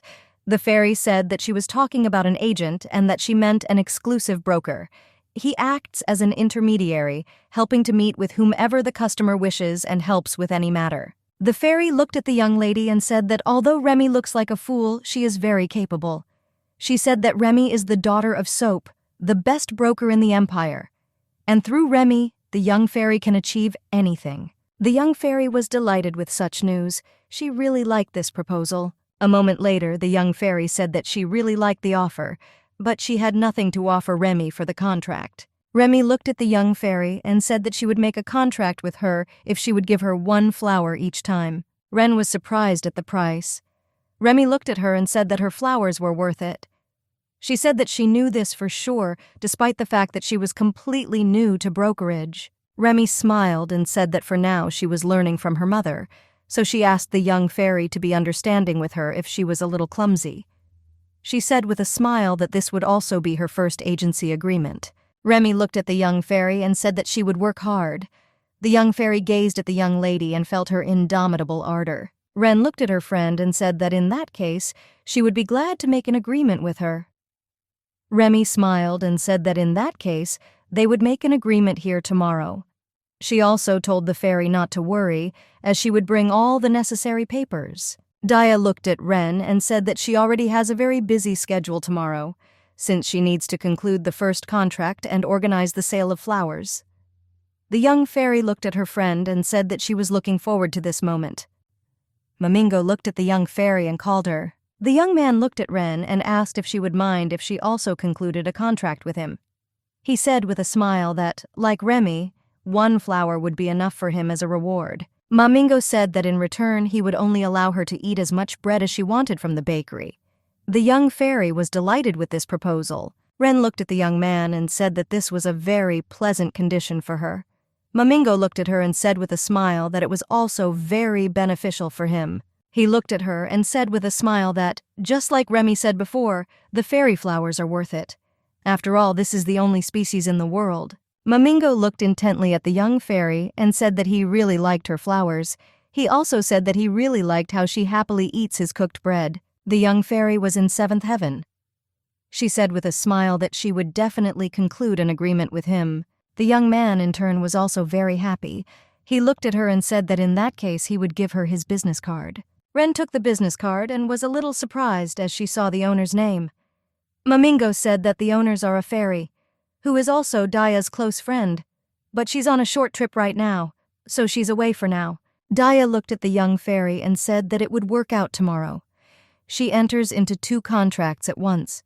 She said with a smile that it would be nice to go and get ready for tomorrow. Mamingo looked at her and asked if she would choose the bread to share with her friend.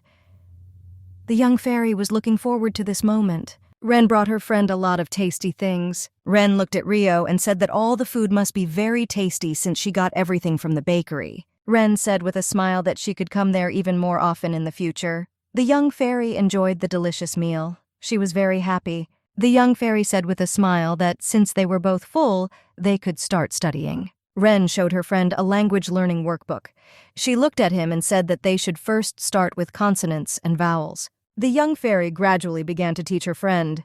The young people gradually studied the workbook and all the information that was there. The young fairy was very glad that everything worked out for her friend. Ren wanted to show Rio how to write letters and how to hold a pencil correctly. The fairy looked puzzled at the notebook and at the way she held the pencil. Ren smiled and said that she herself should learn to hold a pencil. She smiled and suggested that her friend only read today. Rio smiled and agreed with her. For some time, they still studied letters and words. The young fairy smiled and said that they had to finish for today. She also said that her transformation is coming to an end. The young fairy smiled and said that she wanted to show him something new. Ren showed her friend the bakery's business card. She said with a smile that she gets them bread from this place. She also read what was written on the business card. Ren looked at Rio and said that she met good people in this place today. Ren said they would vouch for her personality and provide her with treats and things she wanted. The young fairy smiled and said that they were very good people, and someday she would definitely introduce Rio to them. Ren flew closer to her friend and said that tomorrow she was going to make a contract. Rio looked at her and tried to say the word contract. The young fairy looked at her friend and said with a smile that she had achieved a lot today. She also told him to praise her. Rio looked at her in surprise. The young fairy looked at him and told him to stroke her head with his finger. Rio immediately did as she asked. Ren smiled and thanked him. She said it gives her strength. Ren smiled and said that although he doesn't understand a lot, she will try for him. The young fairy smiled and said that she wanted to show him the whole world and feed him a lot of things. Rio looked at her in surprise. A moment later, he stroked her head again. The young fairy was very happy. She looked at him and told him to say that she was great since she managed completely. He looked at her and said with a smile that she was great, and he also said that she would absolutely cope. The young fairy looked at him and said that she thought it was time for her to go to bed. Rio came closer to her. Ren looked at her friend and said that she had used up all her energy today, so she wanted to go to bed early. The young fairy looked at her friend and wished him good night. Rio looked at the sleeping fairy and wished her good night as well. Moments later, they both fell asleep. The next day, a lot of people came to the bakery. One of the visitors really admired the delicious cakes. Mamingo smiled and apologized for the long wait. He also said with a smile that he would now help with the calculations. The man smiled and said everything was fine, since they have a lot of visitors this morning, and he understands everything. The young man smiled and said that, to tell the truth, he thought it was all thanks to the flower. Those present saw a beautiful flower. They were shocked and did not understand where the young man was able to get such a beautiful flower. The man came closer to the flower and asked the pastry chef where they bought such a lovely flower. since he said that he also wanted to buy the same one. The young man smiled and said that he himself would have liked to tell them, but the flower accidentally fell into his hands.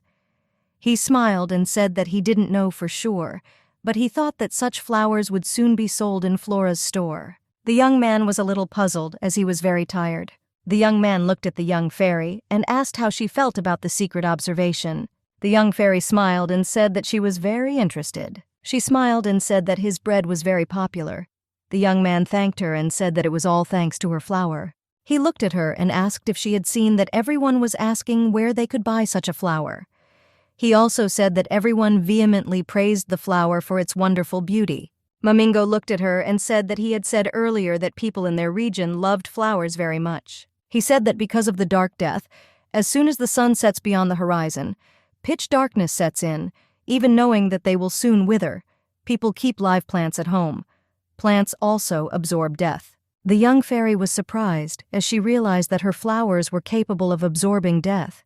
She was glad that she was born here as a fairy of flowers. Sometime later, Remy came to their bakery. She greeted the young people with a smile. The young fairy was very glad that her new friend came. Ren hurried over to Remy and said with a smile that she had been looking forward to her. Remy was very happy. Remy looked at the fairy and said that she had brought a contract with her. Remy looked at Mamingo and Ren and asked them to read the contract. The young fairy was very surprised and interested, since it was the first time she had seen the contract. The young man looked at the contract and said that he did not think that there was a need for correction.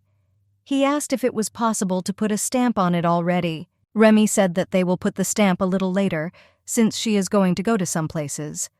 That it's better to get together later and put a stamp on it. He said that in that case, he would prepare for the sale in the afternoon, and asked them to take the cookies. He looked at Remy and asked her to take the cookies to the Flora. The young lady smiled and asked if he wanted to harness her to deliver. He smiled and said that he would not remain in debt. The young lady smiled and said that in that case she would take them right away. Remy looked at the fairy and invited her to quickly go solve all the problems. The young fairy smiled and agreed with her. The fairy and Remy quietly left the bakery and went about their business. Remy told the fairy that she needed to make a seal first before going to the Flora. The young fairy was surprised because she did not know what a seal was. Remy said that the contract requires a special seal. This is the Contractual seal, which is made from minerals, and this mineral, which was personally created by the fairy ruler. Remy said that if a contract is violated or terminated unilaterally, the contractor receives a mineral curse and cannot create new contracts for a long time. She said that printing is a way to ensure reliability. The young fairy looked at her friend puzzled and asked if it was okay if she had no money. Remy told the young fairy not to worry, as she would be able to pay for the seal. Remy also said that to do this, the young fairy needs to take a photo to receive a registration card. The young fairy smiled and said that it looked like she would be busy all day today. Remy looked at the fairy with a smile and told her not to worry, as they would do everything together. The man prepared the camera for the photo. He looked at the young lady and asked her to smile naturally. The young fairy immediately followed his advice. The man looked at her and said that everything was very good, and he would take a photo of her soon. Ren looked at her companion with a puzzled expression and said that this was the first time she had done many things in one day. Rami smiled and said that they had already bought a stamp and took a photo. So next you need to go to meet the Flora. The young fairy looked at her companion and asked what kind of person Flora was. Remy thought for a moment. Remy said that the young lady became a florist who opened her own shop 5 years ago. Now she is only 17 years old, but she has already achieved great success. Ren was puzzled because she didn't know if her flowers could please the Flora. Remy looked at the fairy and asked how many flowers she could grow. The young fairy said that in order to grow all flowers, conditions must be met. During promotion, she must again select the flower's attribute. She said that you need to be a huge professional and try hard. Remy smiled and said that even her mother, the broker, does not often see such fairies. The young fairy realized that Remy's mother was an amazing person. She looked at her companion in surprise and asked if her mother was dating top-level fairies. The young lady said that her mother was called the best spiritual contract broker in the empire. She said that she dreams of one day surpassing her. Remy smiled and asked the fairy to continue to keep an eye on her. The young fairy smiled and said that she would certainly do so, and also asked her companion to also keep an eye on her. Remy looked at the fairy and said that it seems they didn't follow the interesting conversation before they arrived at the place. The young lady and the fairy gazed at the florist's flower shop. Remy entered the store and greeted Flora. Flora stood in her turn and closely watched the flowers. The young lady saw Remy and greeted her with a smile. Flora looked at Remy and asked if she had come to order flowers. Remy smiled and said that she came today for mediation. Flora was surprised. She looked at her friend and asked if she had entered into an agreement with the florist. Remy looked at her and said that she had made a contract not with the florist, but with the fairy. Flora was a little surprised. Remy looked at the fairy and asked if she could give permission for the Flora to see her. The young fairy smiled. You looked at the Flora and said that she wanted to introduce her to the fairy who came to the store to sell flowers. The young fairy appeared in all her glory and greeted the Flora. She also said that she was very glad to meet her. Flora was very surprised. She said that she did not think that she would see such a young fairy on Ulan Street. Flora looked at the fairy and asked if she was born from a magic drop that recently fell from the sky. The young fairy smiled and said that it was so. The young fairy decided to pull herself together because she knew that a legend had already been invented for her. She said that she followed the fairy Daya and came here to earn money. She smiled and told the Flora that if she came to her, she could sell her flowers. Ren looked at Flora and asked if she could offer her her hand. The fairy said that she would like to give her a flower as a sign of her request to take care of her. For some time, Flora closely watched the fairy as she worked her magic. Flora was very surprised, as she had never seen anything like this before. In an instant, a flower appeared in her palm. Flora was very surprised, as she realized that this was the same flower that visitors had recently been looking for. Flora smiled and said that today a crowd of visitors came to her store and asked questions about where to get such a flower. She said that she was very curious about what kind of flower they were looking for, but now she understood everything. She said that this is a flower that, just looking at it, warms the heart. She said the color of the petals is soft but bright, and the sheets, in turn, are round and voluminous. She said he has a charm that attracts people's attention. Remy looked at the Flora and said that it seemed like her score was very high. Flora smiled and said that anyone would say that when looking at such a beautiful flower. Flora looked at the fairy and thanked her for coming to her. She said that she would sell her flowers and also asked how many she could grow in a day. The fairy smiled and said that now she is able to raise about 15. Flora smiled and said that they would do the following. She said that the purchase price of one flower would be 100,000 pitas. She said that she would sell at that price now, but soon she thought that she could raise the price to 1,000,000 pitas. The young fairy was very happy, but also a little puzzled since she did not know how much money it was. Because I haven't figured it out yet. Remy looked at the fairy and said that this was a very high price, since one piece of cake cost 10,000 pitas. The young fairy was very surprised and happy as she realized that she could buy 10 pieces of cake for one flower. I thought I was in a dream now. She thought that this was most likely a dream and she needed to wake up quickly. Flora looked at the fairy and asked if she would deal exclusively with her. She said she wanted to study her flowers inside and out. The young fairy, puzzled, said that this is very good, but unfortunately, she will not be able to come often, since she cannot freely leave the place where she lives. Flora looked at her and asked how about using communications. She said that the fairy could be used by him on the day when she could not come. Remy looked at the fairy and said that was a good idea. She asked the fairy if she wanted to buy a communicator now. The fairy smiled and said that she wanted to. The young people discussed all the details of the contract and agreed on the terms. Remy said they needed to sign a contract at the bakery. Flora agreed to the terms and they agreed to meet sometime later at the bakery. The young fairy looked at her companion and asked where they were going now. Rami said that they were going to the castle administration because they needed to make a registration card. Rami said that when a fairy submits an application, she enters the name, level, attribute, origin, and declares the guarantor of her residence. Remy said that she would be the guarantor for her stay. The first thing to do was to complete the paperwork as a human. The second is a demonstration of abilities. The young fairy needed to directly demonstrate her abilities. The young man was surprised because he saw a flower in my palm. He was amazed by the beauty of the flower. The young fairy was a little puzzled as she saw the expression on the young man's face. She didn't understand why he was just silent and didn't say anything. Remy looked at the young man and asked for forgiveness, and also asked if he could quickly fill out the document. The young man hurriedly asked for forgiveness and said that he would do everything immediately. Remy looked at the fairy and said that she seemed to have impressed everyone. She also said with a smile that from the very moment she turned into a human, no one could take their eyes off Ren. Remy looked at the fairy and asked if she could feel people's gazes. The young fairy, embarrassed and puzzled, said that she now understood everything, because before she thought that she had done something wrong. Remy said that, to be honest, there weren't many children in their region, so everyone was watching Ren closely. The young man provided Ren with a registration card. He told her to use it whenever she needed to confirm her identity. The young fairy was very happy. This was the first time she had seen the registration card. Remy smiled and said that now she can get a library card at the library. Remy smiled and told the fairy that if she needed her help in the future, she could contact her at any time. My fairy smiled and thanked her companion. After some time, the fairy accepted Remy's help and made a library card at the library. Later, they went to a store and bought a communicator. First, she exchanged numbers with Remy. The minxes were very happy and had fun. They didn't even notice that the time had come to sign the contract. The young fairy met with her friends to sign contracts. Remy looked at the fairy and said that all that was left was to sign and stamp.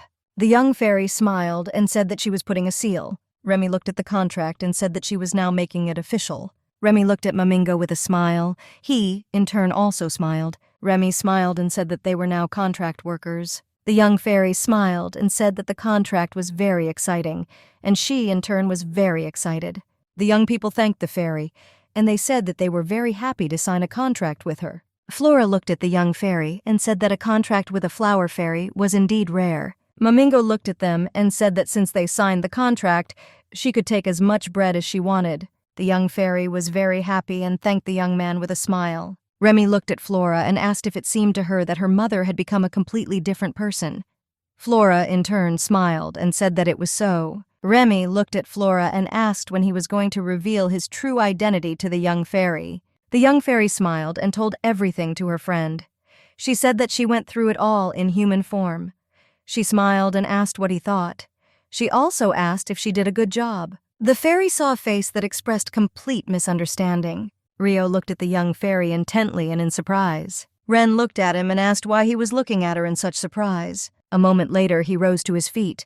The young fairy was surprised, and she called him by name. Ren looked at him and asked what happened. She looked at him in surprise and asked if something bad had happened. Rio came closer to her and asked who did this. The fairy was at a loss. The young man looked at her face and asked again who did it.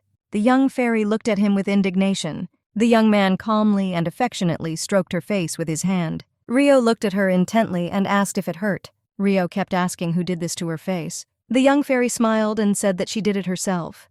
Ren said that she was just very happy because her flowers would be sold at a very high price. The young fairy smiled and said she hit herself lightly. She smiled and told him not to worry about it. Rio was puzzled as he knew she was in pain. The young fairy smiled. She was pleased with his concern. She looked at him and said that she promised him that if anyone hurt her, she would definitely tell him. She smiled and said that she knew he was worried about her, and she asked him not to worry about her. The young man agreed with her. The young fairy smiled and asked if it turned out that he was no longer worried. Ren smiled and said that since she was in human form, they needed to practice writing letters. A moment later, she took out all the necessary supplies. The young fairy smiled and said that they needed to start with the pencil-holding technique. The fairy smiled and said that when concluding contracts today, she had to write her name many times. The young fairy looked at her friend, and she showed him how to hold a pencil correctly. A moment later, the fairy showed her friend how to spell her name correctly. The young fairy smiled and wrote her name and her friend. Ren looked at Rio and asked if he wanted to try writing the name. The young fairy was surprised because Rio took the pencil correctly in his hand the first time. She smiled and said she wanted to see if he could spell the name correctly the first time. The young fairy watched her friend closely. After a few minutes, she looked at his notes in surprise. Ren looked at him in surprise and said that he was doing very well. She was puzzled as he only wrote her name. Ren looked at him and asked if he liked her name. Rio smiled and said that he really liked her name. The young fairy smiled and asked him to write down his name as well. The young man agreed and began writing. The young fairy was very happy. She was happy that she was able to teach her friend. She looked at him and praised him with a smile. The fairy came closer to him and hugged him. She told Rio that in that case, they could now read a book of fairy tales taken from the library and go to bed later. The young fairy was lying on her back and reading a book to her friend. Ren was reading the book continuously. She was very happy and having fun. The young fairy enjoyed reading. After a few minutes of reading, Ren looked sideways at her friend and said that he was just as amazing as the chick in the book. Rio looked at her in surprise. The young fairy smiled and said that it seemed like he was only looking at her again. Ren looked at him and said with a smile that he was probably thinking about something else. She smiled and asked what he was thinking about. Rio looked at her, puzzled, and said that he was thinking about the contract. The young fairy looked at him and asked if he was interested in what a contract was. Ren said that the contract is a promise from each of the two beings, namely, to give each other what is valuable.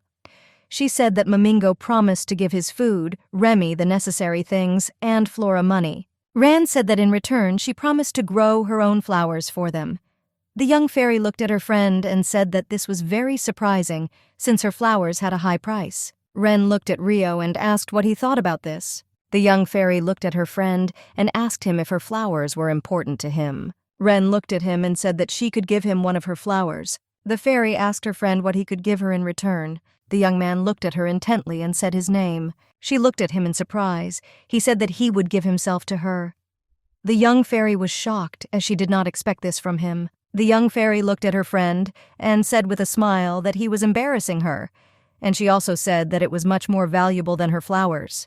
The young man moved closer to her and said that she was valuable and he wanted to conclude a contract with her. The young fairy was very embarrassed, and it seemed to her that her core was about to explode. It seemed to her that today was indeed a strange day. For her, today seemed like a dream that never ends. She thought she was really asleep. The young fairy looked at her friend and asked what kind of contract he wanted to conclude with her. Rio looked at her and said that he wanted to make a soul contract with her. The young fairy was puzzled and surprised by this statement. She looked closely at Rio and said that the soul contract is not at all easy. Ren said that a soul contract is a seal of each other's existence. If a person opens the door of the solemn soul, he will become a solar who can use the power of the fairy. The souls of a person and a fairy will become connected, and the person will become the solar of only this fairy. The young fairy looked closely at his friend and asked if he wanted to make a contract with her, even though she doesn't have as much power as the others. Rio looked at her and said that he wanted to make a contract with her, and he also asked her to make a soul contract with him with a smile. The young fairy was surprised and embarrassed. Rio smiled and took her hand. He looked at her intently and asked her to stay with him forever. Rio repeated to her several times that he wanted her to be tired of him forever. Ren was surprised and embarrassed, as she did not expect such words from him. The young fairy pushed her friend away and in a trembling voice said that it wouldn't work out now. The young man was surprised. The young fairy told her friend that she refused to enter into a contract with him not because she hated him. She said it was a choice she made for him. A person who has entered into a contract with a fairy will have a fairy mark on their body. She said he is examined every day, and in such a situation, it will be impossible to hide the fairy mark. She said that from the note, he may face even more difficulties than now. The young fairy smiled tenderly and said that she did not want to expose him to such danger. The young fairy smiled and said that she would promise him something instead. She said with a smile that he would be her first soul contractor. The young man looked at her in surprise. Ren said that since she is small, it is too difficult for her to enter into a soul contract yet. But when he gets out and she becomes an adult, then the time will be right. The young fairy smiled and said that until then she would not enter into a soul contract with anyone. Therefore, he should wait a little. The young man smiled and said that he would wait for her. The young fairy came closer to him and thanked him. The young fairy greeted Mamingo and Remy with a smile. She was very happy and told them that she had already arrived. The young man looked at the young fairy and greeted her with a smile. Remy, in turn, also greeted the young fairy with a smile. Remy looked at her friend and invited her to the table to eat the cake with her. The young fairy smiled and thanked Remy. The young man looked at the fairy and asked if she came today for the sake of photographs. The fairy smiled and said that taking photographs was very interesting. Ren looked at the young people and said that she really liked showing her friend what she saw. She also said that she wanted to ask them something. The young people sat in bewilderment and looked at the fairy. The fairy said, puzzled, that, to tell the truth, she had told her friend a lot about them, but did not know how to properly introduce them to him. Ren looked at them and asked if she could call them her friends. Remy, in turn, was very surprised. She thought the fairy was very cute and wanted to immediately take her with her. Mamingo smiled and said that, of course, it is possible. Remy, in turn, was very happy and also said that, of course, you can call her your friend. The young fairy was very happy. Ren looked at them confused. She realized that they had been friends before. The young fairy looked at the young people and asked, since they were already friends, if they could address each other as you. The young people agreed with her with a smile. The young fairy thanked the young people with joy. She also asked them with a smile to take care of her. Remy slammed her fist on the table in emotion. The young lady was shocked and didn't understand how someone could be such a cute fairy. Mamingo smiled and said that if she broke the table, she would pay for it herself. Remy looked at the young man and said that he was also crazy about the young fairy. She didn't understand why he pretended to be so calm. The young man, puzzled, asked her why she continued to accuse him. Remy looked at him and said it was because he didn't even like flowers. The young man looked closely at the flower and said that everything was true and he never liked flowers.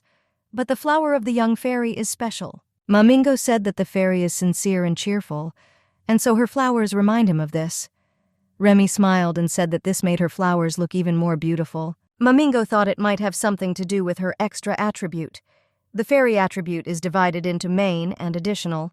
For example, the wren flower represents her main attribute, and the fairy's character and degree of sympathy are determined by an additional attribute. But still, the young man knew that the young fairy looked cute to her because of this attribute. He thought that there was no connection with the attribute originally. It was very sad that the recently born fairy was suffering a lot and was trying for the sake of her friend. The young fairy reminded Mamingo of someone. The young man thought that if such a child existed, he might have felt the same. Remy looked at the young man and said that she thought that the fairy's friend was a prisoner locked on the upper floors of the tower. Mamingo said it was so, because the young fairy was asking about the owner of the castle. Mamingo said that if you listen to her words, he was definitely locked in solitary confinement. He said that the fairy accidentally became friends with a serious criminal in such a place. Remy, puzzled, said that she had heard that this was not a place for people to live. She looked at the young man and asked what he thought about it, because he knew about it better than anyone else. She looked at him and said he was a criminal with 8 previous convictions. The young man instantly changed his face and said that the place looked like a dump. The young lady smiled and said that everything was correct, as he had told her when that the bread there was not tasty. The young man said that because of this shock, he started baking cookies. Remy looked at him and asked, puzzled, which guys were mostly in solitary confinement. Mamingo said that usually very dangerous criminals are locked up there, but strong ones are also locked up solars. The young lady, puzzled, said that it would be nice if this prisoner were at least a little kind. The young man looked sideways at the young lady and said that if she was done with her business, then he would like to close the bakery. Remy looked at him in surprise and asked where he was going to go. She asked if he was heading to the field of destruction again. The young man with a gloomy expression said that he was heading to the field of destruction. He looked at the young lady and said that he was going to kill all night long. The young man, puzzled, called to his friend and told him to look in the other direction. They saw Solar Heptarim Mamingo Berry. He was a solar rank 7 out of 10. The young people whispered furiously. They were shocked because they knew that he was one of the few who could reach the front line. The young man moved his friend, puzzled, and said that he did not care, and also told him to get out of the way. He came closer to Mamingo and greeted him, calling him an old acquaintance. The young man looked at Mamingo, puzzled, and said that he had no idea whether famous people like him remembered. The young man looked at Mamingo and said that recently very interesting rumors had begun to circulate about him. He said that he had recently heard that a young flower fairy had recently appeared. The young man said with a grin that he heard that Mamingo seduced her and entered into a contract with her. The young man looked at the young man and said with a grin that she seemed to have good talents. He also asked if Mamingo wanted to tell them a few secrets. The young man said with a grin that he also wanted to seduce the naive fairy and conclude a contract with her. In the blink of an eye, A weapon froze at the young man's throat. Mamingo came closer to the young man and said that he had better watch his mouth carefully. He glared at the young man and said that he needed to watch his words if he did not want to die at his hands. Mamingo looked angrily at the young man and asked who seduced whom. Everyone looked intently at the young people. They did not understand what the young man was doing, Mamingo said, that he was so angry. Mamingo looked at the young man and said that he was very obvious, which was even funny. He looked at him intently and asked if he thought that he did not understand that the young man was using her as an excuse just to start a fight. Mamingo looked at the young man and asked if his stupid head was heavy, because he can take it off his shoulders in a second. The young man was terrified, approached Mom and asked him to calm down and not waste his energy. He smiled and said that it would be better for them to hunt in this place. A moment later, Mamingo took back his weapon. He looked at the young man with contempt and said that he should be more careful not to catch his eye. Finally, Mamingo looked sideways at the young man and said that if he saw him again, he would really kill him. For some time, the young man trembled with fear. The young man, in turn, patted Mamingo on the shoulder, and he said that they needed to quickly go to the battlefield. The young man was glad that he dissuaded Mamingo from the crime, but he also knew that Mamingo's temperament was very bad. But he knew he had to tolerate his temper. Mamingo Berry was an experienced and skilled hunter, which was superior in strength and capabilities to most hunters. On the battlefield in Mamingo, he met bloodthirsty monsters. Mamingo attacked with lightning speed and dealt heavy blows to the monsters. Everyone was shocked, as Mamingo dealt with the huge Capedum with just one blow. The fights on the field are similar in terms of death. The battle is to exterminate and destroy a monster that reproduces endlessly, until the real destruction that is the core is found. The longer the battle with the Bane, the more dangerous the corrupted blight becomes. Hunters with a weak self may be consumed by destruction. Hunters from the front line who directly face the Capedum are at much greater risk than others. Because of this, they are very sensitive to managing their self. And their management methods are varied but at the same time simple. Have plants nearby that absorb death, or have a hobby to which you dedicate yourself entirely. Or think about someone who calms the mind and soul. After a protracted battle, Mamingo sat on the ground and smiled silently. The young man sincerely wanted tomorrow to come quickly. Mamingo smiled and greeted the young fairy. He brought her the cake she asked for last time. The young fairy smiled and sincerely thanked him. The young man smiled and asked why she decided to decorate the cake herself. The young fairy smiled. The young fairy said that her friend had finished learning the language. Mamingo was shocked. He said that this was excellent news, and the young man coped with it very quickly. The young fairy smiled and said that this was truly amazing. They studied one book every day. The young fairy smiled and said that that's why she wanted to give her friend a cake as a congratulation. She also said that she would like to put an inscription on top. The young man smiled and said that she must really like her friend. The young fairy said that she wrote his name in chocolate and decorated the edges with her own. The young fairy wrote on the cake that she congratulated her friend and was very proud of him. She was very happy and told her friends with a smile that she had finished the cake. Flora looked at her and said that they needed to pack the cake. The young fairy smiled and said that she would do so immediately. Sometime later, the young fairy smiled and said that she had finished packing the cake into the box. Flora looked at the young fairy and said that she thought she had dressed up because it was a special day. Flora said with a smile that compared to the everyday look, "This one is even cuter." The young fairy was surprised and asked if it was true. She said that her friends should like it too. Flora looked at the fairy and with a smile told her to convey her congratulations to her friend for his success in his studies. Mamingo said he hoped the cake would be to his liking. Ren smiled and said that she would definitely pass it on. The young fairy hugged Flora and thanked them. Mamingo smiled and said that he thought her friend was already waiting for her. He smiled and told her to come to him quickly. The young fairy smiled and said goodbye to them. Ren was very happy and immediately flew to meet her friend. Mamingo looked at the Flora and asked how the flowers were sold by the young fairy. Flora smiled and said that she had raised the price. She said that the flowers are so popular that they are all sold out. The young man smiled and said that in this case the fairy no longer had to worry about money. Flora told him not to worry, since the fairy had already earned a lot of money. Flora said that at this rate she would soon make a fortune. Flora was a little puzzled, as she was worried that very soon the young fairy would be noticed by the owner of the castle himself. The young fairy presented her friend with a cake and congratulated him on completing his studies. The young man looked at the cake in surprise. He asked if it was true that she made the cake for him. The young fairy smiled and said that everything was right, and this cake was her gift for him. The young fairy looked at her friend and asked if he remembered how it was in the book. She said that the bear blew out the candles on the cake. Ren smiled and said they could do the same.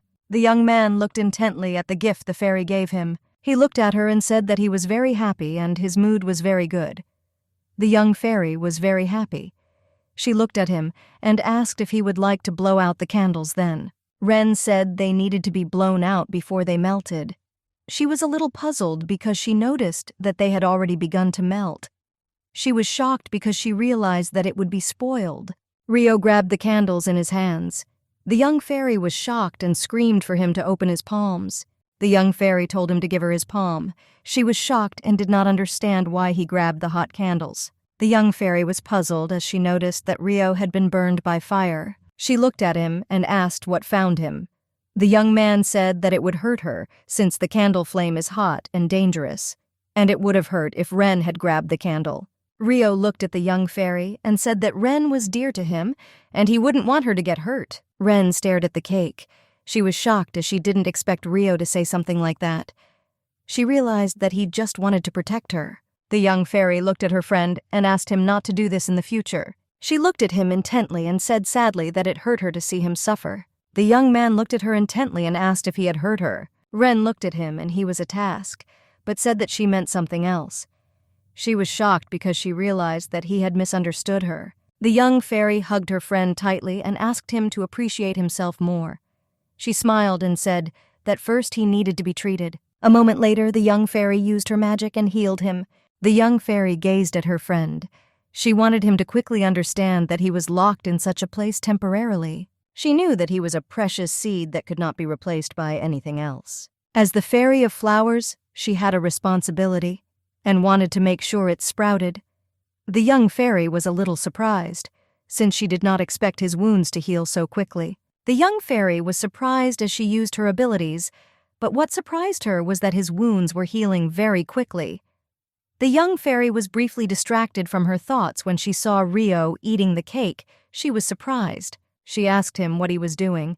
Rio looked at her puzzled and said that he had the cake that she had prepared for him. The fairy said that you can't eat food from the floor. The young man leveled up and said that her cake was very tasty. The man looked closely at the boy. A moment later, he said with a grin that the mind correction was complete. The woman looked at the boy and said that all that was left was to weaken him. I am completely depressed. The man looked at his mentor and asked if the training would really start next month. The man looked intently at those present and said that everything was correct and that it would be necessary to report this to the boss. The man looked at the boy with a grin and said that, in the end, his inner self was crushed. He considered the boy a stupid rebel.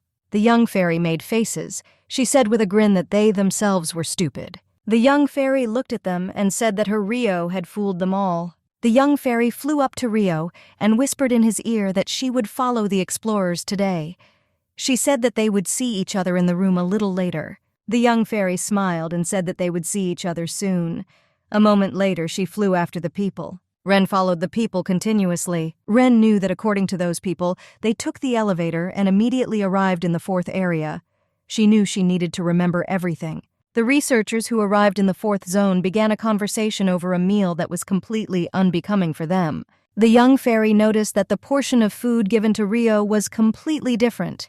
She noticed that the researchers ate fresh food and drank warm coffee. The young fairy was shocked and could not believe that these people were torturing Rio, because their conversations were simple, which made it even more terrifying. The young fairy was shocked and very angry as they sat and ate while Rio was locked up. The young fairy sat intently and watched everyone. She realized that the bespectacled researcher was in charge. She knew that if she could follow him, she would find out something about Rio. Following the man, she came to the 2nd floor of the castle. He texted Dominique Grayson and headed to his personal laboratory. The man was surprised, as he noticed that he had received information about the reagents that he asked Noel for. He looked at the documents and said that the development of lycodium had finally been completed. The young fairy read in the notes that the drug makes the skin stronger and bulletproof. She was surprised and did not understand at what meeting they were going to use it. The young fairy saw additional entries. She decided to immediately study them as she realized that there was information about her friend there. She was shocked because she read that out of the 20 people who survived, the numbers were 6, 11, 14, and 20. For these children, the values are numbered 1, 2, 3, 4 in age order. Their procedural logs have also been renamed. The young fairy was shocked because she realized that besides Rio, there were other children who had been subjected to cruel experiments. She was at a loss and did not understand how the other children survived. She desperately wanted to know what happened to them. The answers to these questions were freely available on the next table.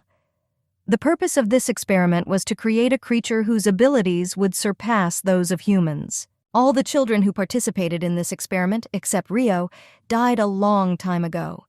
In addition, over the past 7 years, Rio has been exposed to a strong, toxic dose of drugs that cause various side effects. The young fairy now understood why the young man had superhuman abilities, which Rio showed. He had powerful regenerative abilities, and this was also the result of the drug. The young fairy was a little puzzled, so I realized that experiments began to be recorded only 10 years ago. She realized that Rio had been completely alone all this time. She felt terrified as Ren realized that he was imprisoned in a dark prison where he was subjected to cruel experiments. Ren was shocked by everything that was happening, but she still knew that she should not cry, but should be strong for her friend. She knew that this information was very important, and therefore she had to remember everything. Ren noticed that the man was leaving somewhere. She decided to immediately follow him. The young fairy noticed that the higher the floor, the more luxurious the surroundings became. She was furiously curious about what was on the top floor. The man came closer to the door and introduced himself. The man asked the burgomaster if he could enter. The young fairy was surprised. She was shocked because she heard the man say, "Burgomeister." It was the lord of the land of the Ulan, the castle, and the prison. The young fairy was shocked because she realized that Rio's owner was outside the door.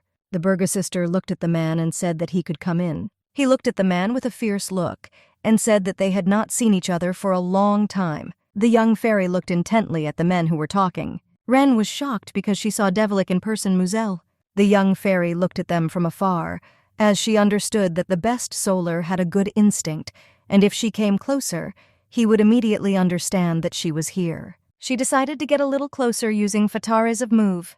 The man looked at the owner and said that there were no special features, and the calibration and strengthening would soon end. The owner looked at the man and said that everything was going more smoothly than he expected, and he also asked when the training would begin.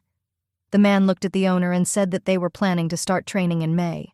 The owner looked at the man with a cold and fierce look and told him to start training immediately. The young fairy decided to come even closer. When using Fataras to move, Ren was trapped in the origin aura, and all sounds and vision were blurred. But if you listen, you can understand what they are talking about. The owner looked at his subordinate and said that the ultimate goal is the Candle Tower in 10 years. He also said that you need to train to go into battle in 4 years. The master looked at the subordinate and said that the king did not want to wait longer than that. The man looked at the owner and said that he would do his best. The young fairy was shocked because she heard that there was a king. She realized that there is a person who is higher than Musel. The young fairy saw a lot of documents on the table.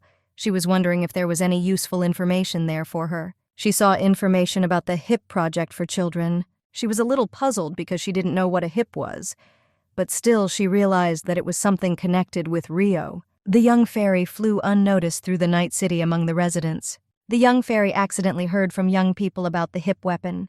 The man smiled and said that he had finally found the HIP weapon. His companion was shocked. He said that such a weapon was simply priceless. He looked at him and asked how much he paid for it. The young lady was shocked as she heard them talking about the HIP weapon. She didn't expect to hear something like this on the street. The young fairy was a little puzzled because she understood that if you listen, you can often hear the name of the HIP. But she didn't know who the HIP was. Ren knew she needed to ask someone better. Ren knew she needed to get information from someone with many connections. and who can easily find such information. She realized that Remy was best suited for this role. The young fairy flew to Remy's office. Rami was very happy to see the young fairy. She greeted Ren with a smile. Remy hugged the young fairy tightly and asked what she was doing in her office at such a late hour. The young fairy smiled and said that she had one question. The young fairy looked at Remy and asked if she knew what a hip weapon was. Remy said that the Valma Manufactory is a weapons factory run by the Valma. The quality is the best in the entire universe. There is no equal, and the options are good. Ramil said that the price of the weapon was simply exorbitant. Since Valka managed the production himself, this is a completely reasonable price. All the powerful weapons used by the children of the hip were produced there. The fairy looked at her companion and asked how famous the hip was. Remy looked closely at the fairy and asked if she knew who it was. Remy said that the hip is the monarch of the fairies. Ren was shocked by this news. She didn't expect to hear something like this. The fairy gains one new trait each time she ascends. An ordinary fairy can have only 5 traits. There are a small number of fairies with a 6th trait. This is a small number of fairies who have conquered the Candle Tower, proving your strength and the superiority of your being. They acquire the last feature, transcendence, and they become the patron saint of fairies. And he becomes the fairies' patron, their master. Ren looked closely at Remy and said that she wanted to know more about Velma. She frantically begged her friend to tell her everything she knew. Rami smiled and said that she could not refuse. Since the young fairy asks with such shining eyes, Remy looked at the fairy and said that she would definitely tell her everything. Velma was a male fairy, a very powerful fighting fairy. He was very strong and had great recognition in the universe. However, its popularity was also due to its unique nature. The young fairy was puzzled because she did not understand what unique nature we were talking about. Remy was a little embarrassed and didn't know how to answer such a question correctly. Remy said that a real fairy can only have a child with a creature she loves. But Velma was different. What Velma loved was not a living being, but a powerful force. Remy said that everyone said that he only wanted power for himself and wanted an army. He slept with countless women every day, and soon many children were born. Most of the children died, unable to resist Velma's power, but some children survived. After the children grew up in the most powerful Sularov, they began to be called Velma's children. With his children, Velma challenged the Candle Tower, and finally, 200 years ago, he successfully conquered her. This was the moment the new Fairy King was born. Remy said that he later challenged the top floor of the Candle Tower again and ended up failing. And then all the first children, the Velmas, died. The young fairy was shocked. She looked at her companion and asked if Ace were the first children, that is, the second ones too. Remy said that's how it is, and Velma's story doesn't end there. She said that Velma challenged the Candle Tower several more times, but failed and disappeared. Exactly 30 years later, he showed up again with other children. Remy said that there would probably be more than 100 of Hip's second children. Remy said, puzzled, that there were only 8 officially confirmed children on their planet, 6 of whom died and the other 2 were missing. Remy looked at the fairy and said that she thought the missing children had been kidnapped because everyone dreams of a child with such intensity. After her friend's story, Ren understood why Rio was imprisoned in a terrible prison and subjected to painful experiments. The young fairy realized that Rio was the child of the fairy lord. Ren looked at her companion and asked if the fairy monarch was still alive. Remy looked at her friend and said, puzzled, that as far as she knew, he passed away a long time ago. The young fairy was puzzled as she realized that Velma had not done anything to find Rio. Remy looked closely at her companion and asked why she was interested in such information. The young fairy hesitated and said that his weapon was simply very famous. Remy smiled and asked if she was interested in looking in detail at a thing of this kind. Ren now knew that her friend was being bullied because of his terrible background. The young fairy was shocked because she understood that Rio and the other children deserved love and kindness. Rami, in turn, was shocked because she saw that the young fairy was crying. Remy looked at her and asked what happened as she didn't understand why the young fairy was crying. Remy was shocked and wanted to help the young fairy, since she could not bear the thought that the young fairy could cry. Ren, wiping her tears, said that she thought Velma's children were unhappy. She said that this was the first time she had heard such an inhumane story. Remy was puzzled as she now understood why the young fairy shed tears. Remy fell on the table puzzled and said that she thought she had said something wrong, and that's why the young fairy. Ren smiled and said that it was not her fault, and also apologized for crying. The young fairy flew closer to her friend and thanked her for her detailed story. Remy smiled and said that the fairy had a very sweet speech, and she also said that if the fairy needed more help, she could always come to her. Ren smiled and thanked her friend. The young fairy smiled and said goodbye to her friend. Remy smiled and wished her a good journey, and also told the fairy to be careful on the road. Remy stared at the retreating fairy. She thought everything had to do with her friend. The young fairy flew to Dr. Dominic's laboratory. She wanted to study all the information. The young fairy found information about Velma's children. Start date January 1st, 688, 13 years ago. The number of children participating in the experiment was 20. On the orders of the test manager, in order to create a powerful weapon, they began a project to raise Velma's children into people lacking self-control. The project aims to enhance abilities that match those of Velma, who specializes in regeneration, incredible strength, and combat. The young fairy was shocked to see the number of children affected. She saw that Rio was also among them. The year 690 was recorded as the main period of destruction.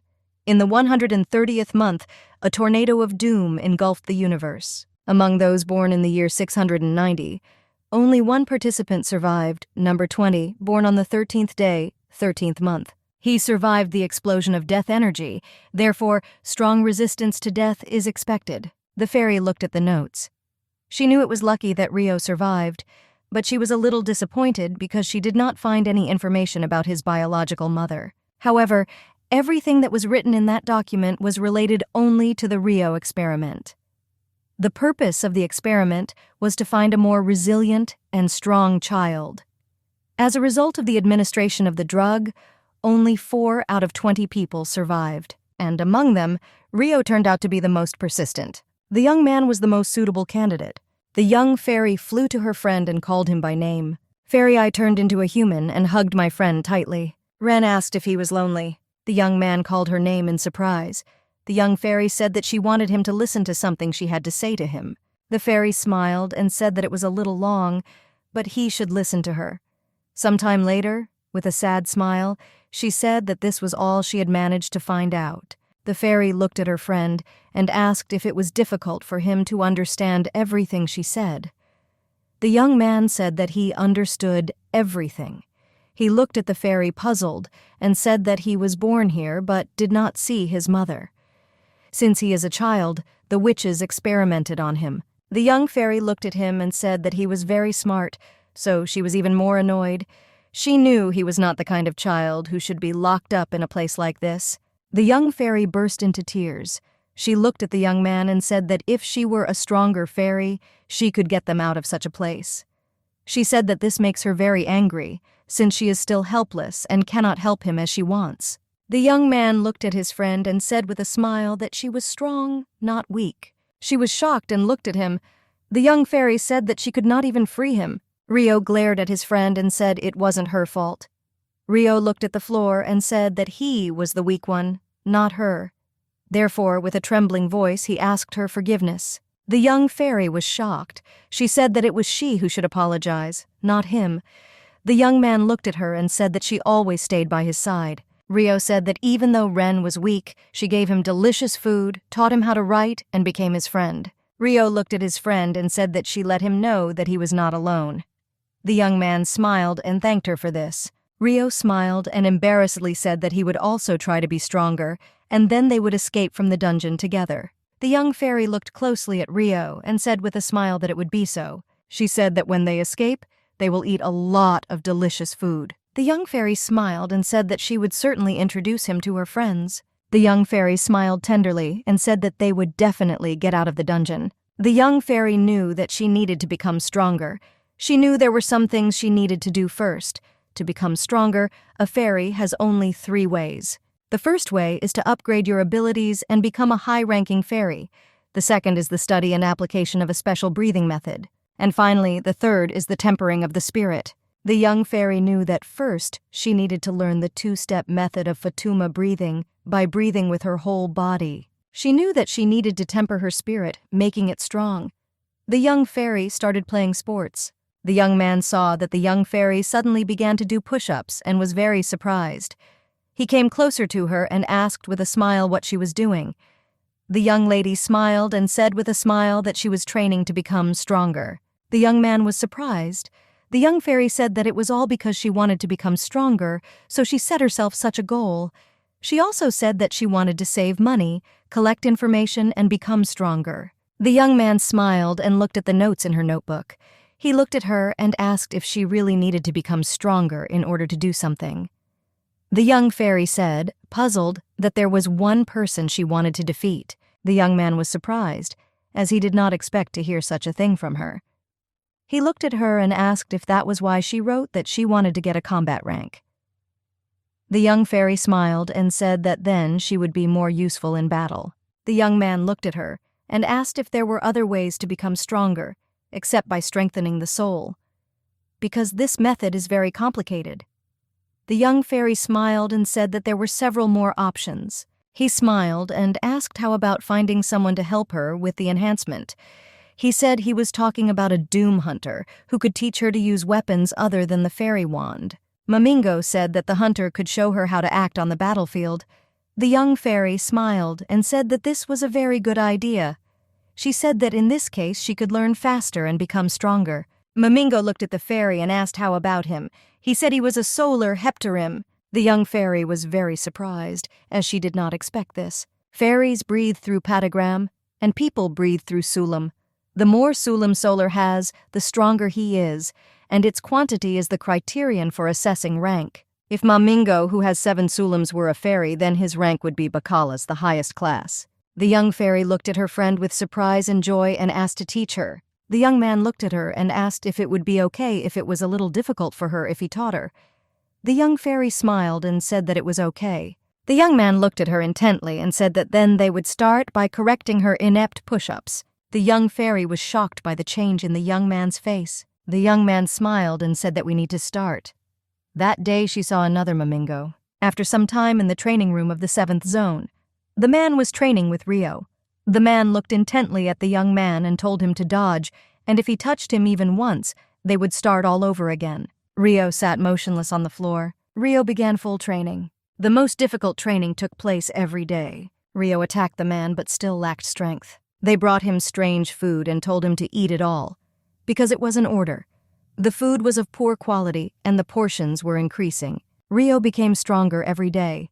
The young fairy also did not lag behind him. Together, they tried to grow as much as they could until they became strong. Time passed. In the autumn of that year, the young fairy smiled and happily told her friend that she was able to grow 20 flowers at one time. Ren smiled and said that she felt like she was in a very beautiful flower garden. The young fairy looked at her friend and said that he had also grown well and gained muscle. Ren said that her flowers are full of terra, which means recovery will be faster. The young fairy smiled and called him to sit near the flowers. The young man smiled and sat down. She looked at him and asked if she told him about Terra last time. The young man smiled and said that she was telling. He said that Terra is the name given to the natural energy that humans and fairies receive when they breathe. Ren said that everything is correct, and Terra accumulates in the lungs and is converted into very important energy when meeting the soul.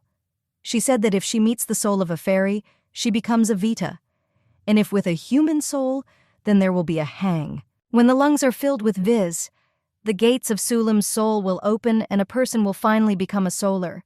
The fairy said that in fact the main thing is to feel the terra. Slowly, you need to breathe terror mixed with air. The young fairy was surprised as it was impressive.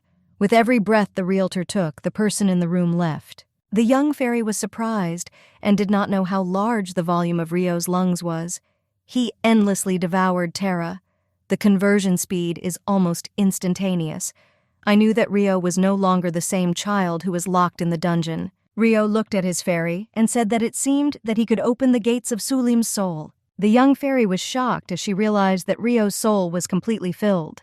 She looked at him and flew closer. She quietly told him to open it. Now let's soul it. The young man obediently followed her command. The young fairy was shocked as the energy released was very strong. The flow of energy through her back caught the young fairy with lightning speed. The young fairy smiled and looked at the young man. Looking intently at Rio, she said that it was simply magnificent. She smiled and said that he was now a solar.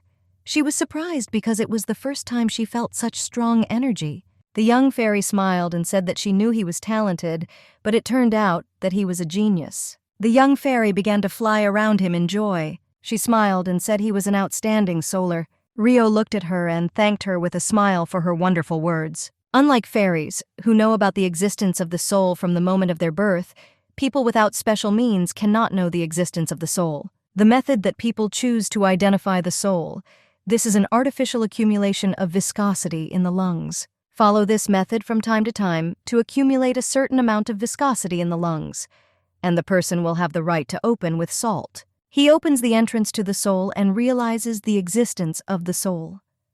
Ren thought that most likely Rio's soul was not full, even when there was enough hanging in it to cause an explosion. This means that Rio's soul is huge. She knew that it was already obvious that he would become the best solar. For this, the most important thing now is definitely If there is then the soul of Rio and the patagram Ren will be able to strengthen and develop. Is usually obtained from kill hunting, but now this is impossible. The young fairy was puzzled and did not know how they could find it. Ren knew that she would still find a way to do this. She knew she had to do this for her friend. Sometime later, the young fairy provided her friend with flowers. The Flora was in shock. Flora was delighted. She looked closely at the flowers and said that they were simply amazing. She looked at the fairy and asked if she could now grow 100 roses. The young fairy smiled and said that it was so. Flora smiled and praised the young fairy. She said that the price for one flower has already exceeded 1,000,000 pitas. The young fairy was shocked. She did not expect the price to rise so quickly. Flora looked at the young fairy and said that the price had gone up while she was away. Flora was told by the fairy that her flowers were unusually special. She said that the roots absorb death and the flowers emit light, and that light drives away the darkness of destruction. Flora knew that the flowers looked like a young fairy. She smiled and said they were truly beautiful. The young fairy smiled and said that she embarrassed her.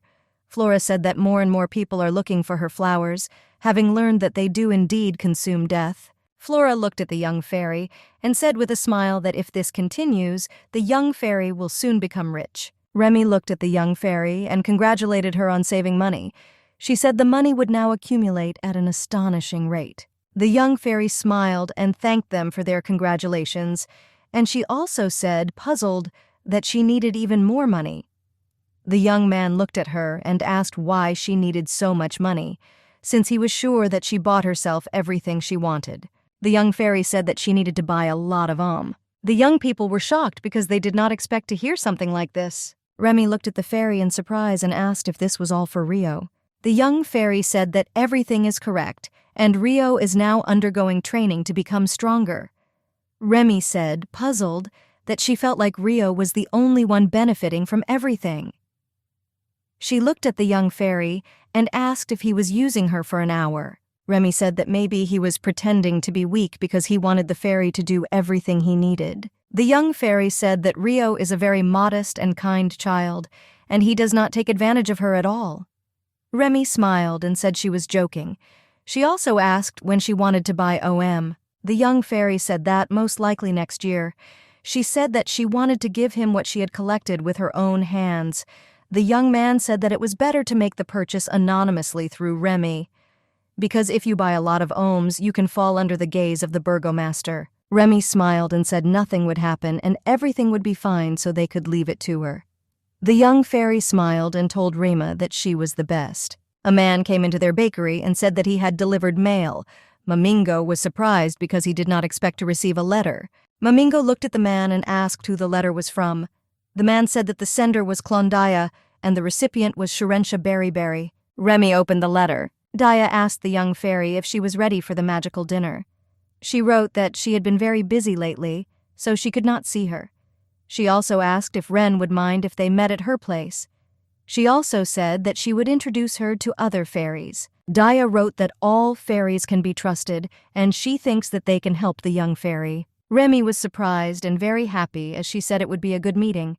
The young fairy was puzzled. She didn't know if she could go there, since she didn't quite fit. Remy looked at the young fairy and said that of course you can, since this is a very good chance to gain more connections. She looked at the young fairy and said that she had not seen any other fairies except Daya. But still, the young fairy decided to go to the meeting. We are romantic.